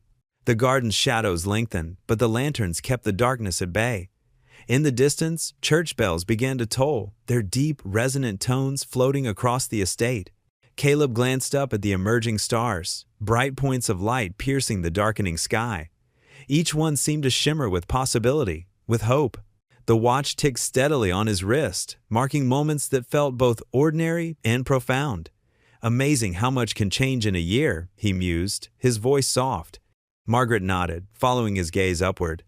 Grace is thriving in her new school. Henry adores having you both here. And the foundation? She smiled. It's everything Richard would have wanted. Everything I needed to remember. The church bells faded into the night, leaving only the gentle chorus of crickets and the whisper of leaves in the evening breeze. Stars continued to appear one by one, each one a reminder of divine timing and purpose. The Sunday morning sun painted Cedar Falls in brilliant hues of gold and amber, casting long shadows across the quiet streets as the town awakened to a day that would be remembered for years to come. A gentle breeze carried the sweet, earthy scent of newly planted flowers across the Veterans Memorial grounds, where dozens of saplings waited in their temporary pots, like eager children, their roots yearning to sink deep into the fresh, dark soil that had been carefully prepared for this moment. Caleb Turner stood between Grace and Margaret, his weathered hands resting on the smooth wooden handle of a ceremonial shovel. The calluses on his palms told the story of years of hard work, from his military service to the countless nights of security shifts, from moving boxes to caring for his daughter through her illness. The memorial's polished granite walls gleamed like mirrors in the morning light, each surface meticulously etched with the names of those who had served their country with honor. Rows of white folding chairs faced the temporary podium where the mayor would soon speak, filled with townspeople who had come to witness this moment of renewal and hope. The crowd was larger than anyone had expected. Families with children, elderly veterans wearing their service pins with pride, young couples holding hands, and teenagers who had taken time from their weekend to be part of something meaningful. Many faces were familiar to Caleb, now people he'd met through the foundation, store owners who'd seen him walking Grace to school, neighbors who'd watched his quiet acts of kindness over the years. Grace, her health fully restored and her cheeks glowing with the vitality of youth, practically bounced with excitement beside her father. Her long brown hair was tied back with a sunny yellow ribbon that perfectly matched her sundress, a dress Margaret had insisted on buying for her, saying every young lady needed something special for such an important day. Grace kept pointing out different trees to Margaret, rattling off their scientific and common names from the extensive research she'd conducted at the library. That one's a red maple Acer rubrum, and over there, that's going to be a flowering dogwood. Did you know they can live for over 80 years? Margaret smiled warmly at the teenager's boundless enthusiasm, her heart swelling with the kind of maternal pride she'd thought lost forever. The past months had been remarkably kind to her. Her cheeks held a healthy glow that spoke of renewed purpose, and though she still carried her elegant mahogany cane, she rarely needed to lean on it anymore. She wore a pale blue suit that complemented the spring morning perfectly, and a small golden cross pendant caught the sunlight at her throat, a gift from Caleb that had belonged to his late wife. Ladies and gentlemen, Mayor Richardson's voice carried clearly across the gathering, amplified by the small sound system they'd set up for the occasion. We're here today not just to dedicate this memorial, but to celebrate the spirit of service and sacrifice that makes our community truly strong. The crowd settled into their seats with the quiet reverence of people who understood they were witnessing history. Children stopped their fidgeting and whispered conversations, sensing the importance of the moment. Conversations hushed to respectful whispers as anticipation filled the air. In the front row, Andrew Holloway sat with his son Henry, who waved enthusiastically at Caleb with the unrestrained joy of a child who'd found his hero. The boy had grown remarkably attached to the quiet man who'd saved his grandmother, often begging to help at the foundation office whenever he visited, his small hands eager to sort donation letters or help carry supplies.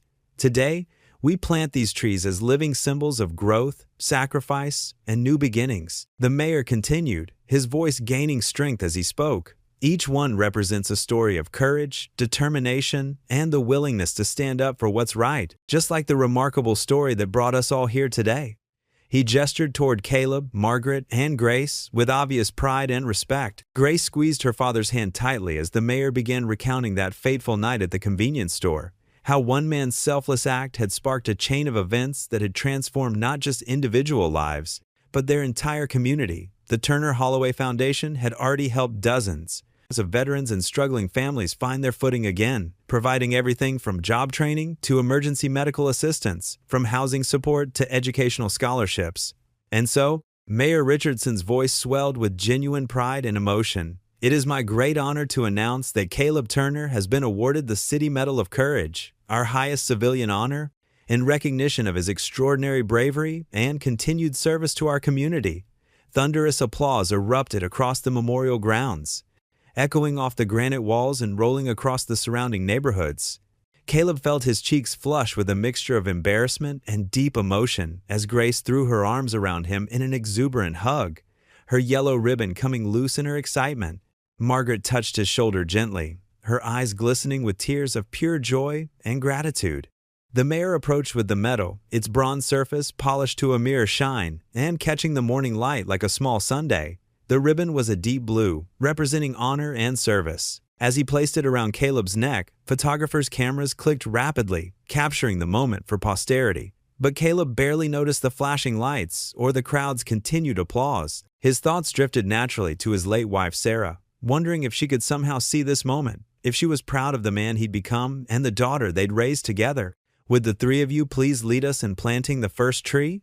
the mayor asked, gesturing toward a young oak sapling that stood ready in its biodegradable pot, its leaves already showing the fresh green of spring growth.